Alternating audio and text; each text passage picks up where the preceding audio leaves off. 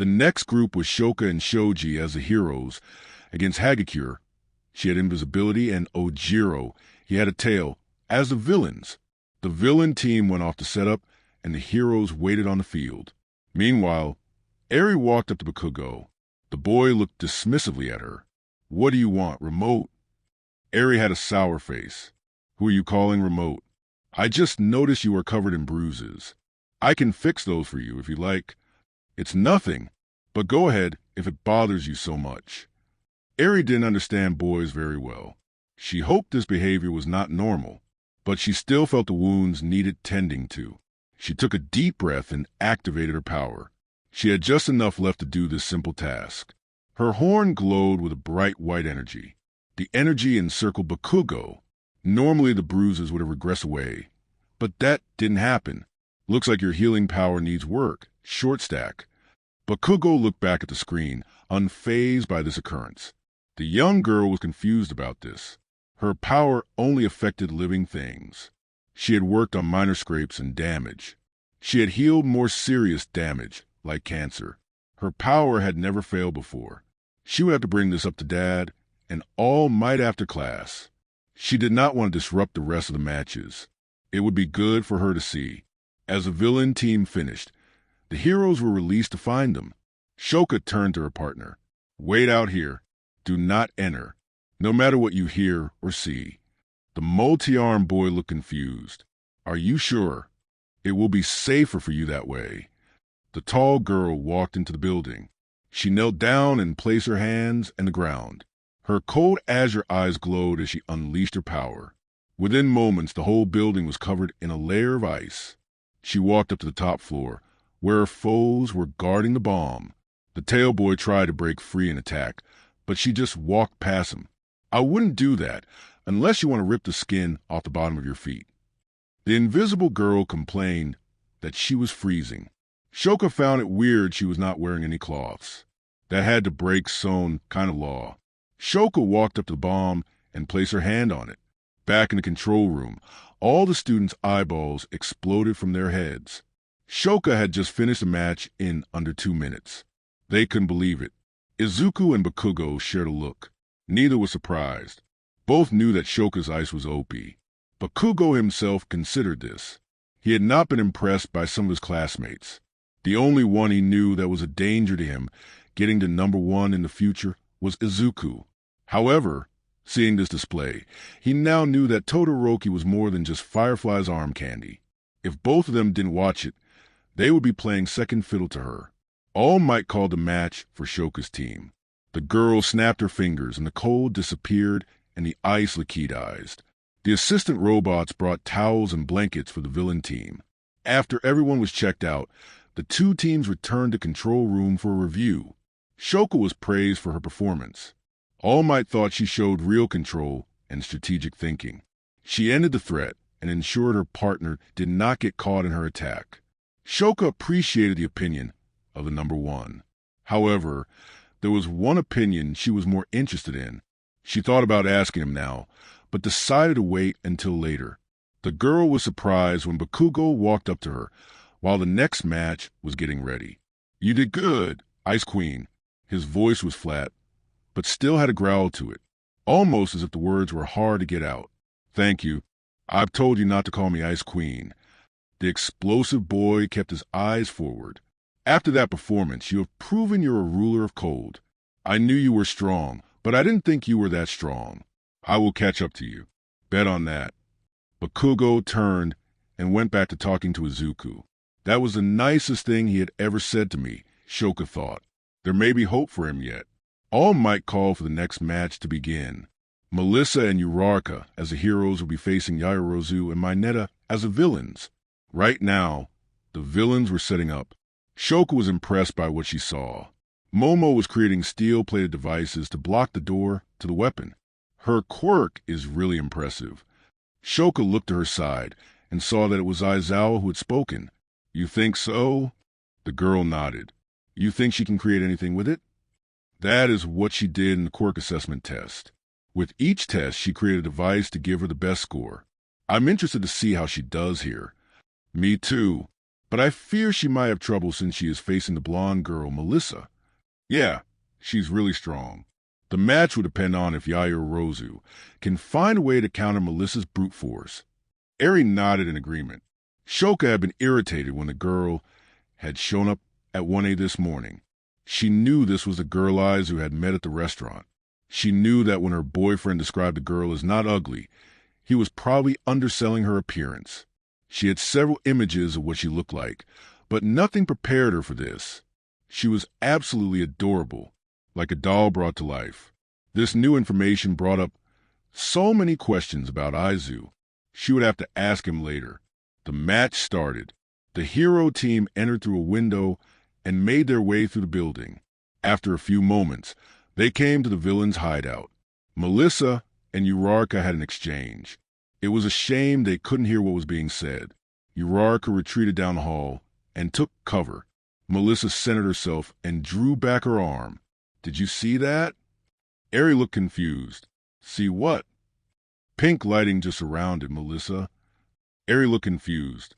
No, she just took a stance. There was no lighting. Back on the screen, Melissa hauled off and punched a hole in the door. Momo's steel plating crumpled like aluminum foil. Uraraka rejoined her partner, and both entered the room. Melissa disappeared from the cameras. Where did she go? Eri sounded concerned. Looks like she's fast as well as strong. She's probably moving faster than the camera can track. As she said that, Melissa came back into focus. Momo and Mineta were both tied up, and Uraraka had secured the bomb. All Might gave a match to Melissa and Uraraka. He told the girls they did well post-match.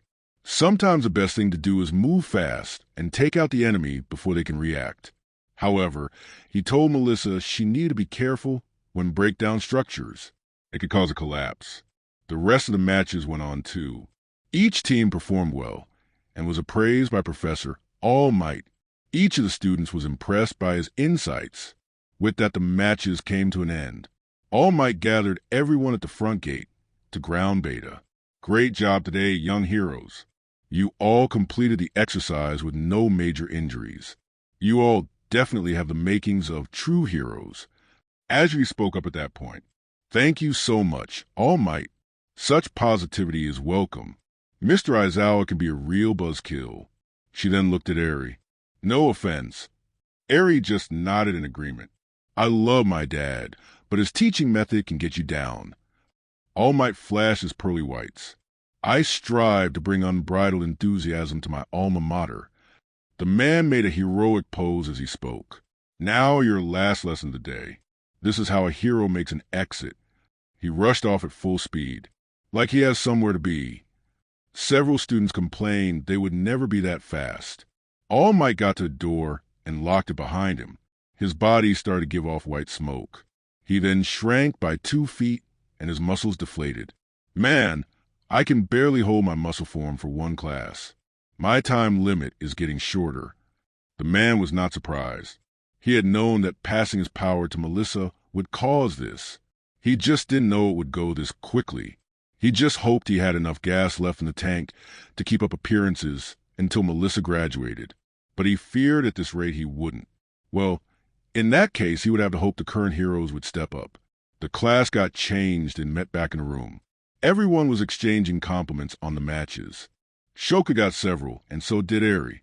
Shoka pulled Izuku aside. Several of the girls gave the pair starry looks. What's up? What did you think of my match? Izuku smiled. I bit over the top, but extra points for not going easy. Our classmates now know who they're dealing with. Shoka smiled. Thanks for that. Now about Eri.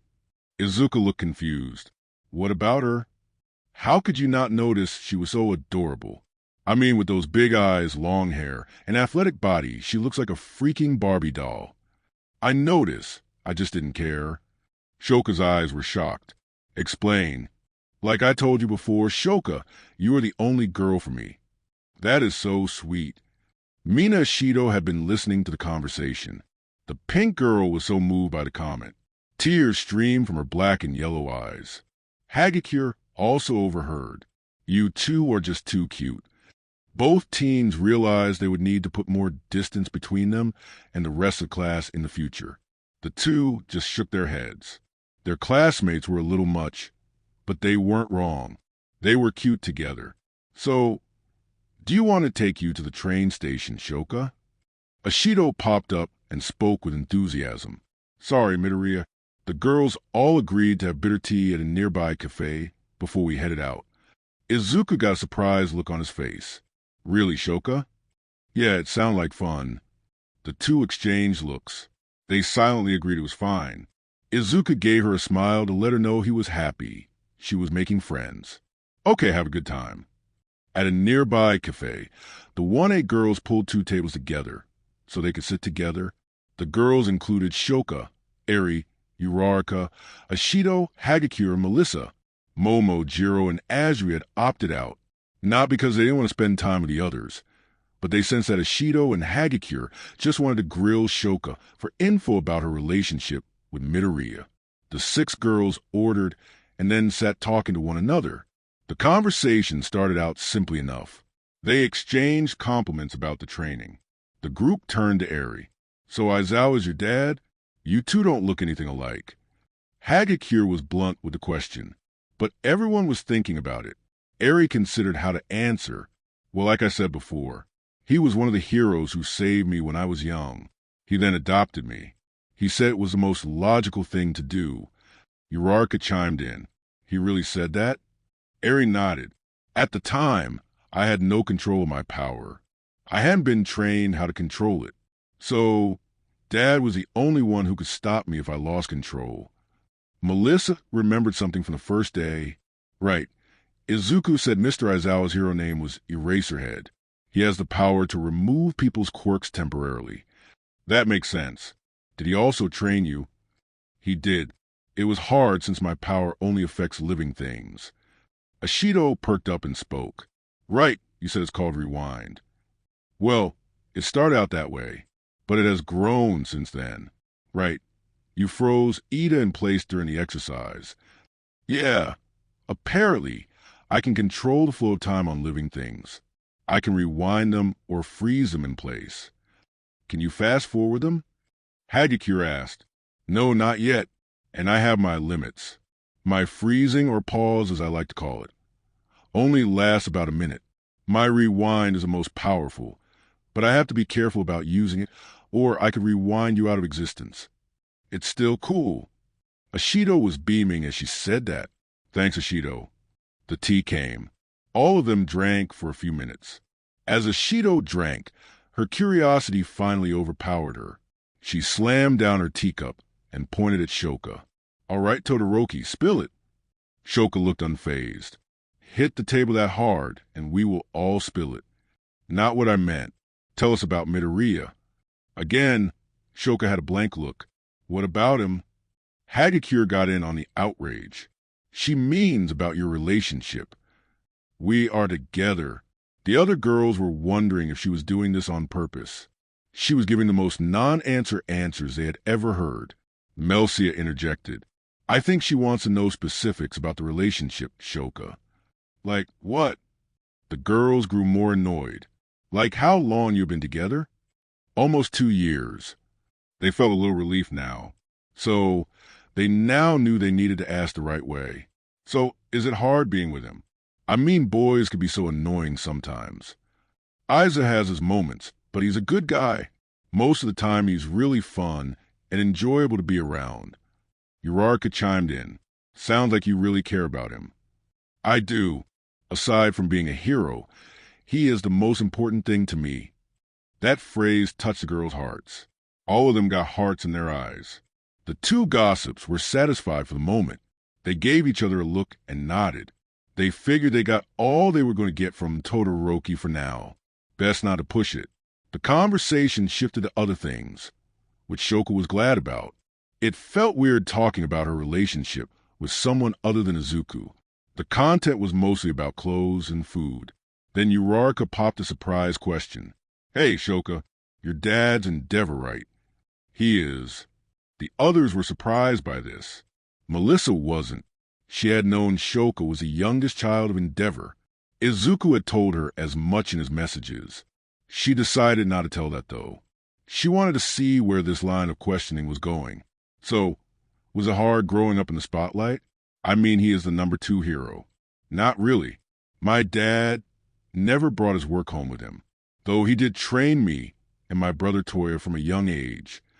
A look of realization dawned on Mina.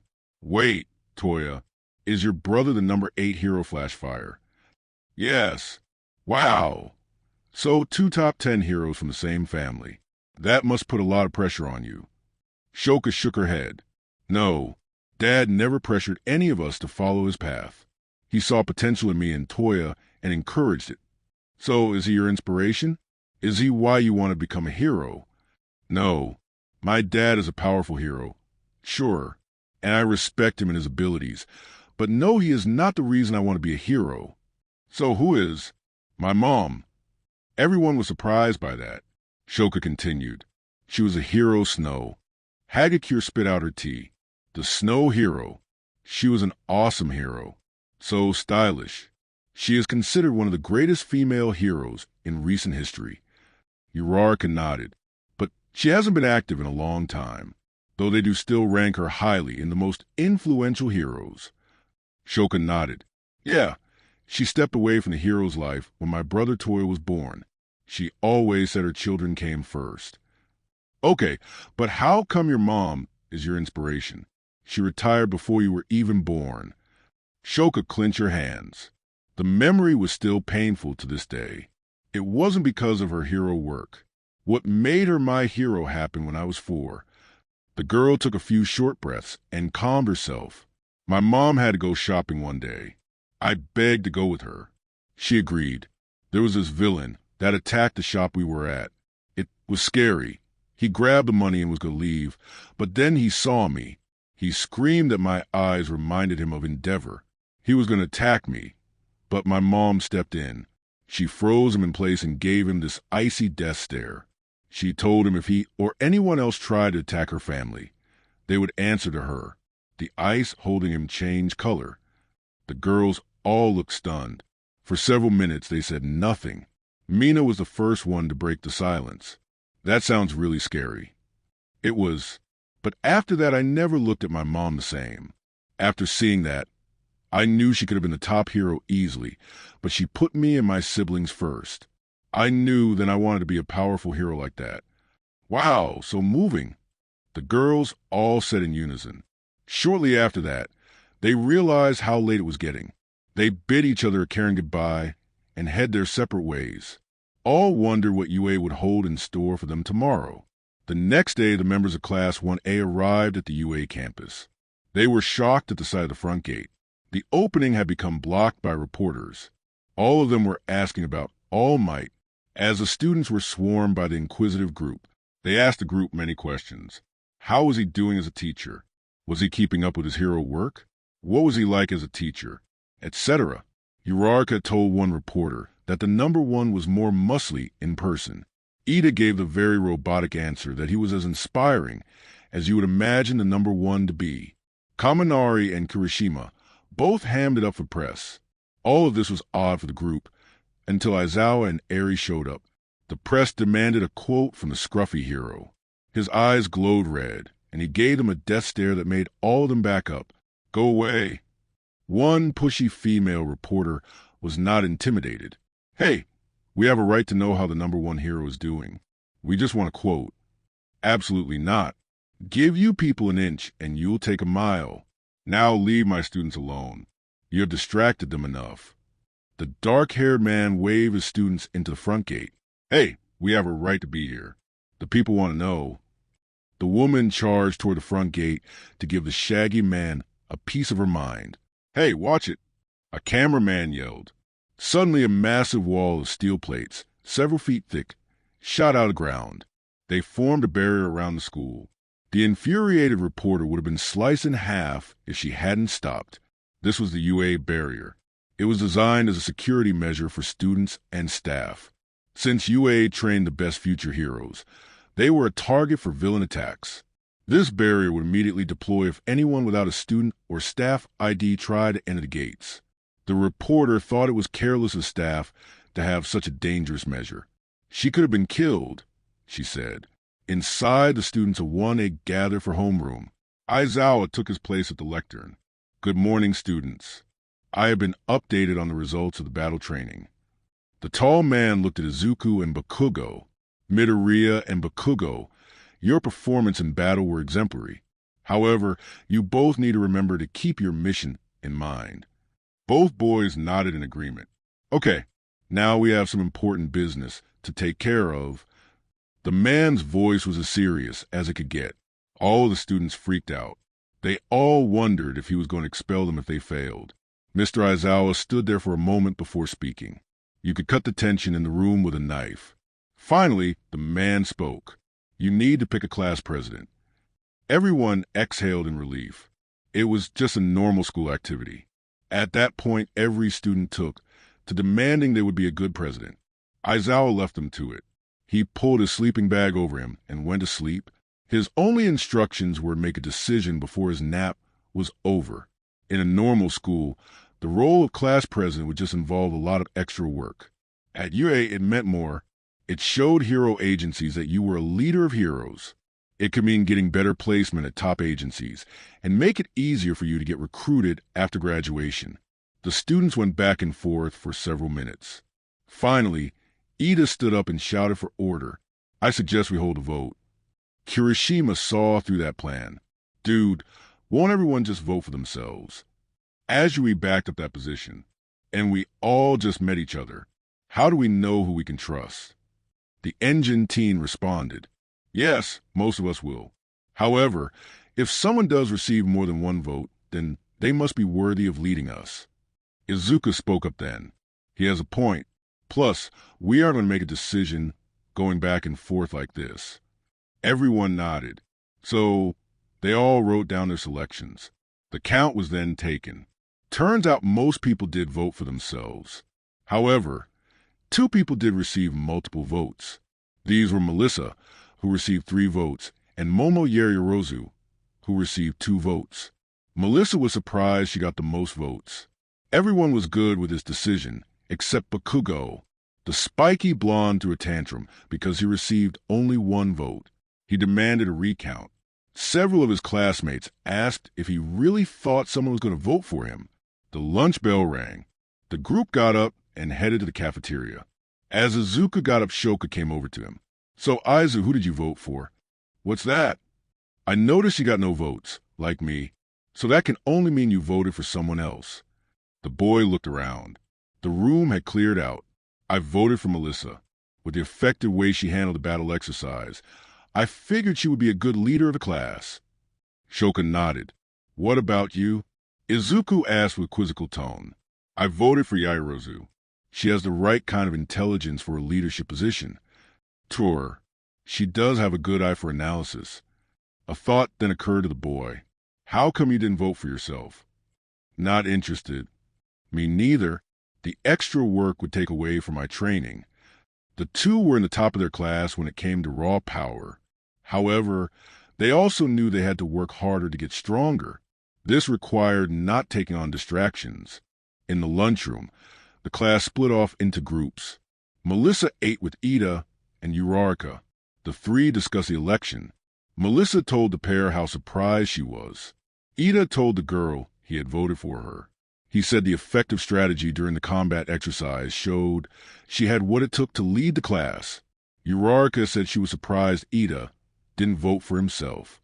He had the look of a president, with his glasses and everything.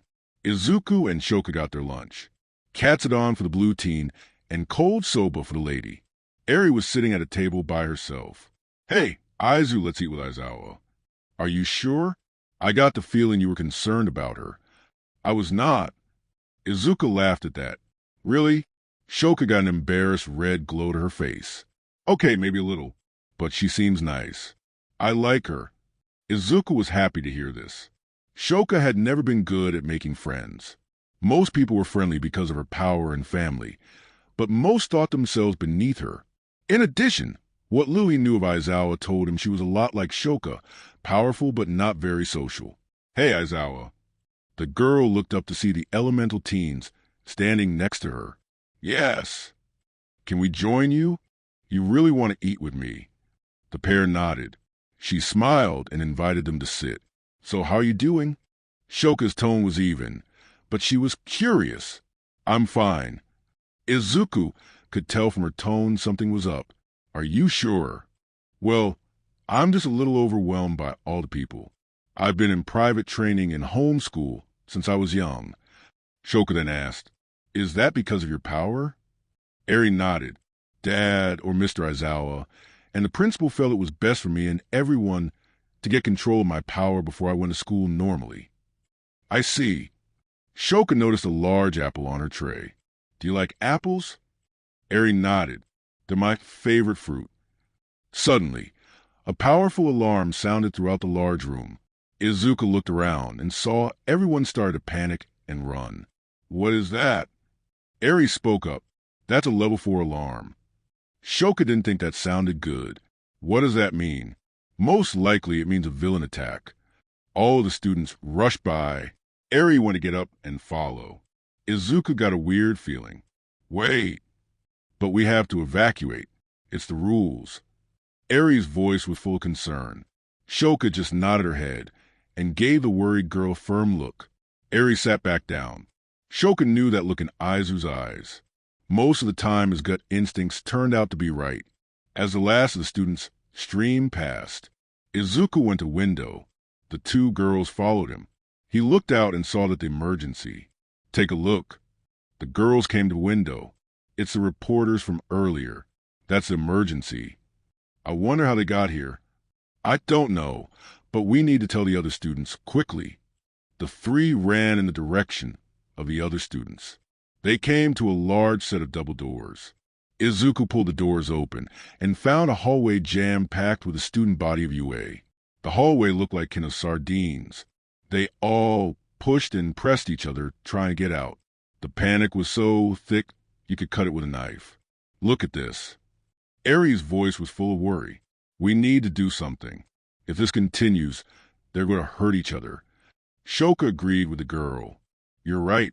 They've all lost it. Suddenly, Ida rose above the crowd. He then used his engines to propel himself forward. He spun head over tail until he came to rest on a set of pipes above the exit sign. The position he landed in made him look just like a guy on an emergency exit sign. Eri and Izuku repressed laughter at the shocking sight. Shoka just looked blankly at it. As Ida got his bearing, he spoke in a loud voice. There is no villain attack. The emergency is just a press from earlier. That got onto the campus somehow. The teachers are dealing with them now. Even so, we need to act calmly and orderly. Let's show them how UA students act. These words calmed everyone down. They all stopped pushing each other and proceeded out the hallway in an orderly fashion. The three teens were impressed, though it would have been nice if Ida could have looked cooler while doing it. They got the feeling this was going to lead to Ida having a new nickname. Back in the classroom, Aizawa had awakened from his nap. Melissa and Momo stood in front of the classroom. Aizawa announced them as the class president and vice president. Melissa stepped forward to speak. Everyone, thank you for choosing me, but there's someone else who is better suited to be our president. Tenya Ida acted swiftly during the emergency and got everyone under control. I think Tenya Ida should be the class president, not me. Ida's face got very emotional at this. Momo remarked that she got more votes than him. The class all agreed. Many of them now refer to Ida as emergency exit. Izuku figured this would happen. A short while later, a meeting of the facility members of UA was taking place in front of the UA barrier. The principal was examining a section of the barrier. The metal had been reduced to a pile of rust and iron filings. So, this is how the reporters got in. The short-bear man said in a spooky tone, Do you think it was someone's quirk?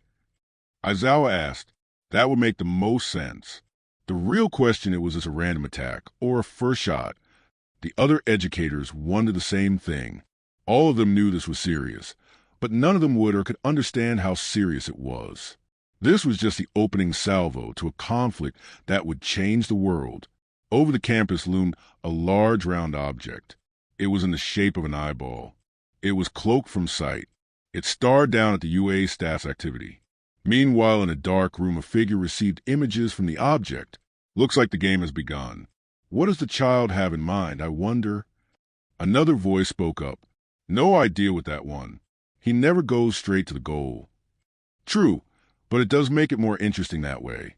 I can't wait to see what transpires. The next day, classes went on as normal. Academic courses in the morning, math, language, social studies. Then came the afternoon, hero studies. Aizawa took his place at the lectern. His face seemed more serious than usual. Today we will be going to an off-campus location for your hero studies. Get change and meet at the bus stop. The man held up a card that said recuse. After the class had exchanged their school uniforms for their hero costumes, they went to the bus stop. Ida had everyone form 2 lines in order to load the bus in the most efficient way possible. Unfortunately, this plan was rendered useless by the bus's open layout. This led to Ida feeling like an absolute idiot. The students talked among themselves about various things. Then Azuri spoke up and asked Melissa a question. Hey, Melissa? Yes, Sway? I've noticed that your power is very similar to All Might's. Can you explain that, Ribbit? All of the students looked at the blonde girl. Izuku was interested to hear this, too. He had noticed the similarities as well. The way her quirk enhanced her speed and power. The way she could create powerful bursts of air pressure. All very much like the number 1. Before Melissa could explain, Kirishima spoke up. I think you're forgetting, Sway, that All Might doesn't hurt himself when he uses his quirk. That seemed to pacify most of the group. Izuku not so much. He could tell that his old friend was hiding something. He looked to his left and met Bakugo's eye. The two said nothing, but seemed to understand each other. Both understood there was more to their classmate than meets the eye. Izuku could probably have pulled the girl aside and demanded the whole truth, but he had no plans to do that. He knew Melissa. If she was hiding something, then she probably had a good reason. He figured she had the right to tell them when and where she felt comfortable. He would not push the issue. However, the question and answer period then turned to Izuku. So, Midoriya, I remember seeing a clip of a hero who used fire similar to yours once. I believe his name was Night Sun. Any connection? Izuku looked to his right, where Shoko was seated. The girl nodded at the boy, then took his hand in a supportive way. This made the boy smile. Yes, Sway, Night Sun was my father. Everyone on the bus gasped at once. Kirihima stood up from his seat at that point. Really, Midoriya? That's so manly. Ashido got a confused look on her face. Who are you guys talking about? Night Sun was a hero who worked internationally. Back in the day, he was almost as popular as All Might. He could very well have taken the number 1 spot if he hadn't. The boy froze as he remembered how Night Sun's story ended. Plus, Ashido got even more confused then. If he hadn't what? Izuku took up the line from there. If he hadn't died. A hush fell over the bus. Shoka stroked her boyfriend's back. She expected it to get to him. She knew the blue-haired boy didn't like to talk about this fact. But oddly enough, he didn't look down this time. Kirishima, sorry man. I didn't mean to bring you down. Izuku smiled. It's fine. You actually made me really happy. Kirishima? He then turned to Sway too. And you to Sway. Not many people still remember what a great hero my dad was. Thank you. The two relaxed a little. The rest of the bus followed suit. Shoka smiled at the boy. He still surprised her every now and then. She could tell he wasn't lying. He was happy.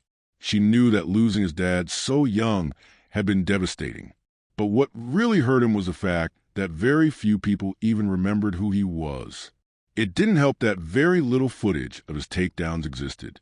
Night Sun had just been that good. But hearing these two acknowledge what a great hero Hisashi Midoriya was really did her guy a world of good. Aizawa listened to the exchange. He then saw that the facility came into view. We're here. Everyone exited the bus in an orderly fashion. Ida liked to think it was his great leadership, but there were just 2 doors. The location was a large dome with manicured grounds. Standing out front of it was a person in a spacesuit. Urara could jump for joy. It's 13. She has used her quirk Black Hole to save hundreds of people from disasters. Ida responded to that.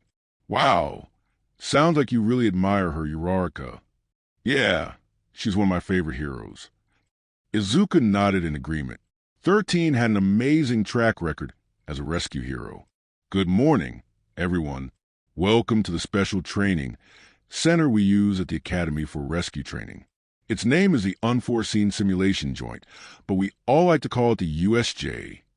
All the students thought this was the same as Universal Studios Japan. 13 then went into a speech about how dangerous quirks were. She reminded the students that most people don't see quirks as dangerous because of the restriction placed on them by society. She then explained that her quirk Black Hole could be used to kill if it was in the wrong hands. Both Izuku and Shoka looked down at their hands then. They knew this all too well. Both had quirks that were offensive in nature. Both had to be very careful about how they used their powers. If they weren't, then people would get hurt. As 13 finished her speech, Aizawa looked around and noticed something. All Might was nowhere to be seen. The dark-haired man leaned in and asked 13 where the number 1 was. 13 raised 3 fingers and spoke in a quiet tone. Apparently, he overdid it saving people this morning on the way to work. He is resting and will join us when he can. Aizawa huffed in frustration. That man is the embodiment of recklessness, Aizawa thought to himself. The man knows his active time each day is limited. Why does he insist on doing things like this? Aizawa figured it was the fact that heroism was baked into the man's DNA. All Might was a hero down to the core. If someone was in danger, then he would do whatever he could to save them, no matter the cost to himself. Aizawa knew another discussion with the man was needed, but for now, his students came first. They were the future. With the number 1 on the decline, he knew they would face the evil of the world sooner than any of them expected. The teacher led the group of wide-eyed students into the dome. The inside of the place was divided into different zones, each one a different type of disaster. 13 then spoke. I designed this place to help train all our students on how to act and behave during a disaster. Every kind of disaster a hero might face is here. Just then, several dark portals appeared. The Stygian gateways emitted darkness and fear in equal measure. This only grew as new figures started to emerge from them. The figures were all humans of various shapes and sizes. Some had large heads and small bodies, while others had extra limbs. Kirishima was the first to respond. Is this part of the exercise? Stand back. Aizawa ordered in a harsh tone. This is not part of the exercise. Those are villains. Silence covered the area. Everyone was dismayed by this. None of them had expected to be confronted by actual villains this soon. A certain great boy looked like he was going to wet himself. Aizawa turned toward 13. Get the kids to safety. I will handle this. He pulled on his goggles at that. I mean, Mr. Aizawa, you can't do this. Your power is best used in ambush, and there are so many of them. You could get hurt. Aizawa looked at his daughter with a stoic glacé. You can't be a true hero if you only have one trick. The girl did not seem convinced. Aizawa looked her in the eye. Eri, protect your classmates. This is my job. The girl nodded. She didn't like it, but she understood. This was her dad's job, the job she was training for now. She had to believe he could handle this. Aizawa ran forward and leapt toward the horde of villains below. Using his scarf, he captured villains and then laid into them with expertly placed punches and kicks. He also used his erasure power to block the villains from attacking him. This led to confusion, which the experienced hero used to his advantage. The class, led by 13, ran back to the main entrance. As they neared the gate, a shadowy figure appeared. Well now, so many heroes, but I do not see All Might here. We were told he would be present. We have come to kill the number 1. Izuku was shocked to hear this. The villains had come to kill All Might. That seemed crazy to the Fire Teen. All Might was the most powerful hero in the world. There was no way this group could actually kill him. But then again, they wouldn't have come here on hope. Maybe they did have a way to do it. In a flash, Bakugo and Kirishima jumped forward and attacked the villain. The villain dodged the blows. His body seemed to vanish before the attacks landed like mist in the wind. However, the confident look in the villain's eyes became concerned. The Shadow Man's hollow voice roared with a vindictive snarl. My master's plan will not work with all these heroes. Begone! Suddenly, several portals opened and sucked up several of the students. Izuku was one target. Before he could react, he was swallowed by darkness. As the darkness passed, he found himself in the fire zone. The whole area looked like a city set ablaze. The smoke and debris clouded his vision. Out of nowhere, a group of villains attacked. All of them had fire-based powers. Izuku could see that some of them could create fire, while others could only manipulate it. The group launched a wave of burning projectiles at the teen. The boy simply activated his power and absorbed all the fire. He was surprised by how weak it was. The group exchanged nervous utterances between each other. They then launched a second wave, hoping to overwhelm him. It didn't work. Izuku just absorbed the flames and flew forward. He then delivered powerful punches at blinding speed. With only a few hits each, the villains all passed out. Izuku then opened one of the pouches on his belt and pulled out restraint tape. He tied up the villains and laid their unconscious bodies over to the side of the alley he was. He had ordered this as part of his costume. He knew he would need a way to restrain the villains once he took them out. His power was offensive in nature and not really good for restraining or disabling foes. While he liked his firepower very much, he had to admit Shoka's ice power was just a better all-round power set for a hero. Izuku looked around the area. Heavy clouds of black smoke hung in the air. Going airborne would be a bad idea. He would become blinded and probably suffocate on the smoke as he flew. It would be best to stay near the ground. The smoke was very thin down here. The teen thought about going to find Shoka and his friends. No telling how many had been dispersed throughout the facility. He decided against that. He was worried about Shoka the most, but he knew she could handle herself. If the villains were as weak as these guys, then she and the others would be fine. It then occurred to him, why would they bring weak villains like these to such a major attack? They were invading UA after the greatest hero course in Japan. This probably meant they were meant to be cannon fodder or distractions. There were probably only a few of them that were dangerous. At that moment, 3 images came into Izuku's mind. The guy covered in hands, the teleporter, and the hulking guy with the bird beak. The last one seemed the most OP. He wondered if that guy was their counter to All Might. If that was the case, he needed to get back to the front gate now. Meanwhile, in the landslide zone, Shoka had frozen a large group of villains. They had all tried to attack her en masse, but it was for naught. The girl's power was designed to handle large groups. One final villain came out of the debris and charged her. She froze his body instantly. She left his head ice-free, so she could get some information. How do you all plan to kill All Might? The villain shivered in his ice prison.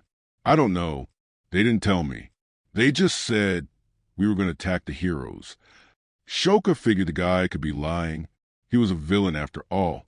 However, the situation made her think he wasn't. All the villains she had faced, this guy included, had not been very powerful. This perplexed her. She thought to herself.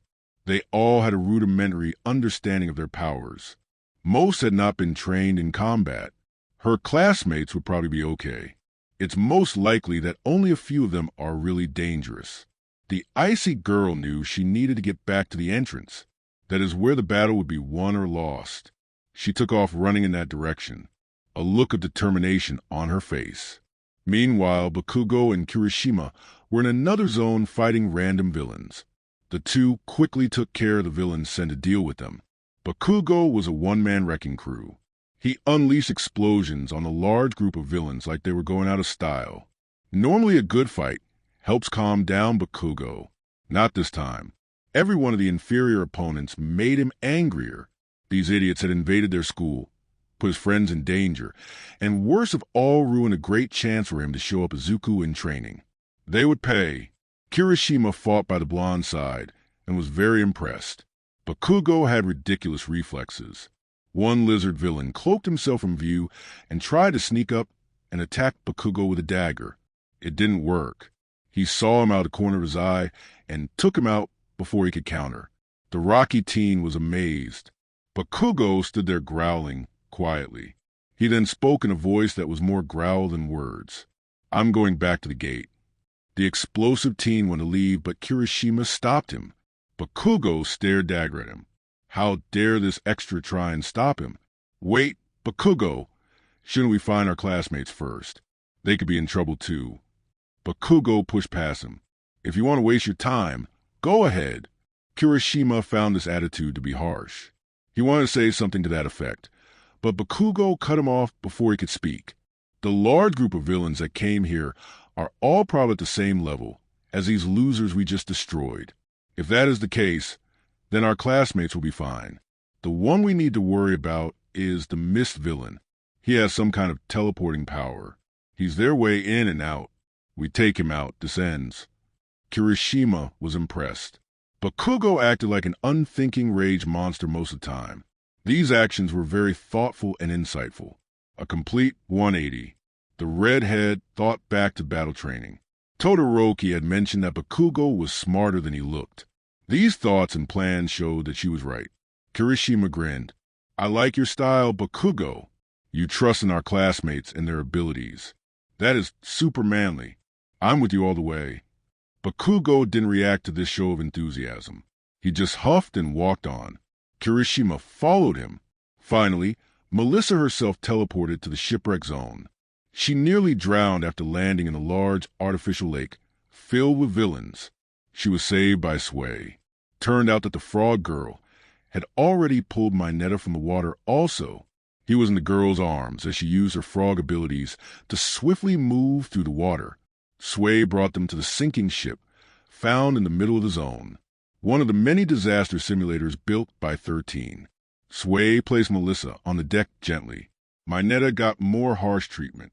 The pervy short stack got fresh with Sway, so she slammed him down on the deck with her tongue. Melissa caught her breath for a moment. She then looked to her classmate. "Thanks for that, Sway.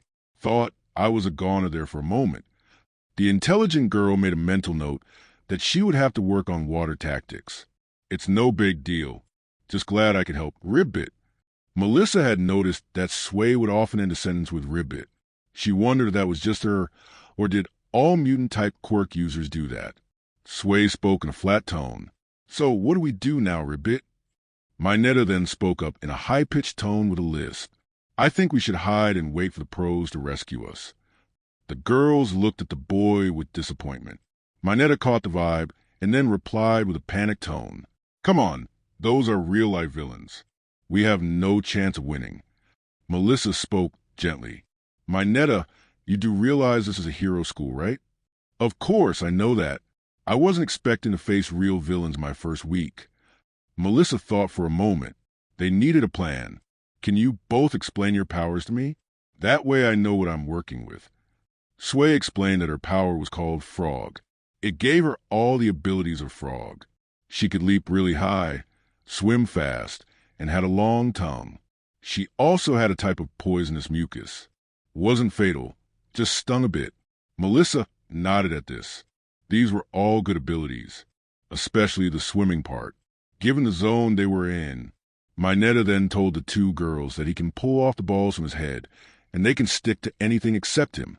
Depending on how he is feeling, they can last a whole day. The girls were not impressed by this.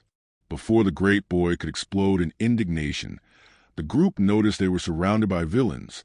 One enemy unleashed a powerful water slice attack against a sinking ship. This served to make a bad situation even worse. What could they do? Melissa thought.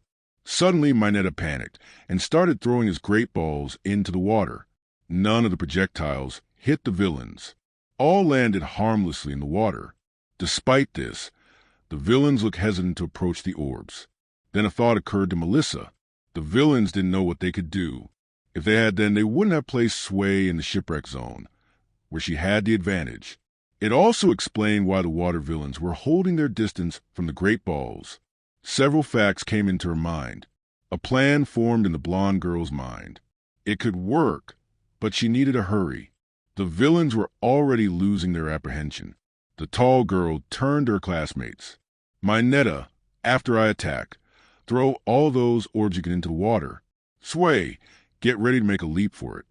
The two teens looked confused. What did she have in mind? Mineta got a horrified look on his face. You can't be thinking of facing those villains. That's suicide. Melissa raised her foot onto the railing of the ship and looked out over the villains with a determined look. Images flashed in her mind of the hard road she had taken to get to UA. It had been years of brutal training, but it had been worth it. However, she knew from these events that harder things lay ahead. She remembered the words of the Flame Hero Endeavor on the day of the explosion on Island. My dear, you are a true hero, she shouted at the top of her lungs. This is what heroes do. With that, she leapt into the air, leaving a sizable dent in the deck of the boat and railing. As Melissa caught some air, the villains all looked up at her. Several of them took the opportunity and launched long-range attacks. Water and projectiles flew past Melissa as she came down, but she remained calm. She raised her fingers in front of her and unleashed a full-power flick. This unleashed a hung pressure wave at the water below. This created a void in the water. The water then rushed together, causing the villains to be forced together. As this played out, Mineta watched this with envy in his eyes. He remembered why he had come to UA. He had wanted to become a cool hero so girls would like him. But watching Melissa in action made him realize that heroes weren't cool because people liked them. People liked them because they're cool. With those thoughts in mind, he started grabbing the balls off his head and throwing them with reckless abandon into the water. As the villains crashed together, they hit the balls and became stuck to them and each other. After only a few moments, they were trapped in a large clump in the middle of the lake. Sway, literally, leaped into action and grabbed both of her classmates and headed out of the zone. You two are amazing, Ribbit. Looks like we survived the shipwreck zone.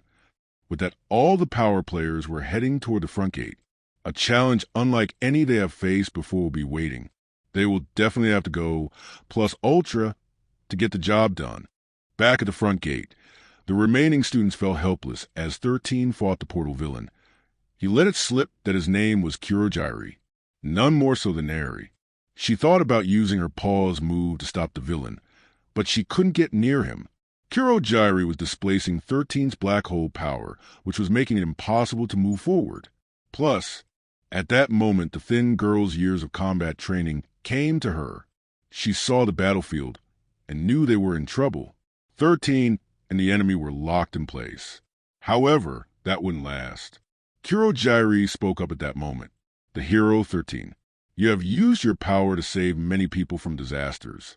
That power is dangerous, but your experience is in rescue, not combat. All you can do is hold me. An evil glint flashed in the villain's foggy yellow eyes. Or can you? Suddenly a portal appeared behind 13. The back of her space suit tore and shredded to pieces and was sucked into the portal. 13 unleashed a powerful scream as she hit the floor. Kurojiri and uses portals to redirect the suction of black hole against 13. The villain then moved toward the other students. Who's next? Suddenly a powerful explosion sounded from nearby. The villain was then tackled from behind. Eri was awestruck by the sight in front of her. It was Bakugo and Kirishima. They were back. Bakugo sat on top of the villain. His misty body was now solid. The teen had his hand on a piece of armor around his neck. Kirishima was holding down the villain's lower half. Just as I thought, loser, I saw this armor when you wrapped me away. I thought it was strange for a misbody weirdo to be wearing armor of any kind. Then it hit me. Your power only converts parts of your body to that weird mist. You use that as a screen to make yourself look untouchable. It's possible for attacks to hit you if they are well placed. The villain tried to get loose. Bakugo was having none of that. He placed his hand firmly against the neck plate and set off a few small explosions. Don't even think about it. You move and I murder you here and now. Sorry, Master. I have been captured. The explosive teen then turned toward Eri, who was staring wide-eyed in shock. Remote, snap out of it. Use that weird power of yours and heal 13. The rude manner of his speech broke Eri out of her shock. He was right, though he could have put it better. The fit girl ran over to her teacher and was shocked by what she saw. The skin had been ripped from her back. It was a bloody mess. 13 was still conscious somehow, but was barely moving. Eri noticed that Uraraka had joined her. The blue-haired girl looked at her classmate. She wore a horrified look on her face. Eri thought she might throw up. Understandable. This sight was not for the faint of heart. Fortunately, this didn't bother Eri. While she had not seen wounds as bad, she had seen blood before. Recovery Girl had taken her to help out in emergency rooms after she got control of her power. The young girl took a deep breath and went to work. She took in the wound. She knew this would use up most of her power, but she had no choice. There was no telling if reinforcements would arrive. 13 was in massive amounts of pain. She needed attention now. Earlier, Ida had managed to get out of the USJ past Kurogiri. He was sent back to the campus to get help. He would come, but they couldn't count on a quick arrival. On top of that, these villains probably wouldn't mind killing everyone to prove a point. Seconds meant lives. Eri activated her power, and it overtook 13. Her wounds started to knit together and disappear. Within seconds, she was whole again. However, she did pass out. Not an uncommon reaction. The rewind undid the damage, but not the trauma of the event. The girl felt her pulse. It was normal. She should be up and moving in a short time. Her brain just needed to process what happened. Meanwhile, a little further into the facility, Aizawa was holding his own against a large group of villains, while off to the side 2 figures lurked. One was a skinny, decrepit young man covered in human hands, while the other was a large, hulking figure with black skin and a bird beak. They just stood by watching the brawl. Aizawa's power of erasure and his fighting skills allowed him to take out most of the villains quickly. It also helped that most of them were very poor combatants. The intelligent man wondered why these low-threat villains were here. He remembered the portal villains saying they were here to kill All Might. That must mean they thought they had a way to kill him. It wasn't any of his opponents. All Might would finish them quickly. It must be the big bird guy then. The dark-haired man finished the last of the minor villains when the hand-covered villain stepped up. He grabbed Aizawa's elbow and laughed. "You tell us your hair," he said menacingly. "The googles help cover your eyes, so people can't see who you're looking at. However, every time your power activates, your hair stands on end." Aizawa backed up to get away from the villain. His arm felt limp to his side. His elbow had deteriorated. The flesh had been dissolved, and the bone was showing. The man thought back to the front gate that had been rusted to dust. So, it was this guy who did that. Nizu was right. It had been a first strike. The hand villain smiled beneath his hand mask. "My name is Shigaraki. I want you to know that since you are about to die, I want you to know it was me who won this game. Nomu, crush him." The hulking villain stepped forward. In short order, the beast overpowered Aizawa. Even with his quirk erased, he was crushing him. His bones snapped like dry twigs in the monster's hands. Do you like him? His name is Nomu. He is a genetically engineered anti-symbol of peace. Aizawa was on the ground and bleeding profusely. He had no way to combat this monster. He was in trouble. Then he looked to his left and was horrified. Melissa, Azui, and Minato were hiding in the shallow end of the indoor lake. A cold chill went down his damaged back. What are they doing here? He thought to himself fearfully. Shigaraki's look went from evil to sinister. Who do we have here? Your students. Nomu crushed them too. At that moment, Melissa sprang into action. She charged up her right arm with all the energy she could muster from All for One. She then quickly closed the distance between herself and Nomu and delivered a powerful punch to the creature's gut. The blow unleashed waves of air pressure throughout the dome, kicking up a large amount of dust in the process. The blonde girl figured that had to finish off the monster. However, as the smoke and dust cleared, the creature was still standing. He looked as if he took no damage. Shigaraki laughed. "Well, you're certainly a powerful little girl. Unfortunately for you, Noma here has shock absorption." The creature grabbed hold of Melissa's outstretched arm and lifted her into the air. Panic rushed through the girl's body as she struggled to break his grip unsuccessfully. She figured she was doomed. She had come all this way just to end up dead at the age of 15. Suddenly, ice formed at super speed on the ground and crawled up Nomu's right side. His grip froze in place. His legs and right arm were covered in thick ice. "Melissa, get clear now." Izuku's voice rang over the battlefield. Melissa channeled one for all energy through her body. She then heaved with all her force and pulled her arm free. The creature's massive frozen hand ripped free of its body. Melissa then rushed clear of the creature. Max blew. Suddenly a stream of condensed blue, almost white, fire came raining down on the creature. It screamed in agony. The hyper-focus beam blasted a hole through the creature and kept going. The creature now stood frozen with a giant hole in its belly. Izuku landed a few feet in front of Nomu. His hands were ablaze with blue fire. Not too far away, Shoka appeared. The air chilled to frost. The three powerful teens stood close to the flash-frozen and fried genetically engineered anti-symbol of peace. They all felt pretty good about their chances now. Shigaraki just laughed unconcerned. You three are powerful, but Nomu can't be stopped that easily. He turned to the beast. Nomu ended them. What happened next was horrifying. With his one good hand, Nomu reached up and ripped his own head off. It fell to the ground with a wet plop as his hand went limp. Melissa covered her mouth in disgust. Why would he kill himself? The others wondered the same thing. Suddenly, Nomu's head bulged at the base. In less than a minute, a whole new body grew from Nomu's thick neck. He was now standing on new legs and flexing new hands. The imposing monster was now totally healed. Melissa went from disgusted to confused. She glanced in Shigaraki's direction. You said his quirk was shock absorption. I never said that was his only quirk, did I? Nomu also has high-speed regeneration. Shoka spoke up at this point. Regeneration, shock absorption, and super strength. Multiple quirks. That shouldn't be possible.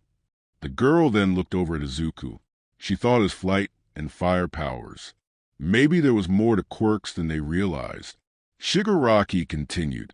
In a superhuman society, all things are possible if you have the stomach for it. Nomu, finish this game. These kids are annoying me. Noma charged the youths again. Shoka acted quickly and froze the beast's legs again. This time Nomu just tore himself free. Melissa remembered her teacher was still in danger. She zipped over to where Azui and Mineta were. Azui, Mineta, take Mr. Aizawa to the front gate and get him to safety. Eri should be there. Get her to tend to him. The frog girl nodded in agreement. She and the great boy took Aizawa up and moved away from the battle zone as quickly as possible. The exchange continued. Nomu would rush the teens. Izuku took a hard hit full-on from the beast. A loud crack could be heard as he went flying. I think he cracked my ribs. He might be as strong as All Might. Izuku thought to himself. The fight went on despite Izuku's injury. The group pummeled, froze, and burned the creature, but they could not put him down. At that moment, Azui and Mineta arrived at the front gate. The frog girl spoke with urgency in her voice. Eri, Mr. Aizawa needs help. The young girl rushed over to meet her classmates at the front steps. There she saw the horrible damage done to her dad. His arms and legs were in pieces. All four limbs hung limp at his sides. He was bleeding from a head wound and several major skin rips over his whole body. Finally, it looked like one of his eyes had been seriously damaged. That could affect his power. The sight of her father in such shape sent surges of horror through the small girl's body. Moments from her childhood came back to her. The dark part of her mind worried that he may not make it. Tears formed in her eyes as she thought of the horrible possibilities. Then she remembered her father's words to her. It's the duty of all those who can act to act. That's what it means to be a hero. Eri wiped the tears from her eyes and set a steely gaze in them. She felt her horn. It had shrunk now. It was now a third of its normal size. With this amount of energy, she would not be able to rewind him completely. 13 had taken more out of her than she realized. But she would do what she could. The red-eyed girl activated her power. The sprinkly energy surrounded Aizawa's unmoving body. The wound started to rewind. His bones were formed piece by piece. The blood evaporated from existence, and his wounds reknit themselves together. However, just before his limbs and eye damage were healed completely, Eri's tank ran dry. She then passed out from the effort. Azui checked Mr. Aizawa's vitals. His pulse was strong, and he was breathing easy. His limbs were still damaged, but were now facing the right direction. Back in the battle against the Nomu, the three teens threw everything at the villain, but he would not stay down.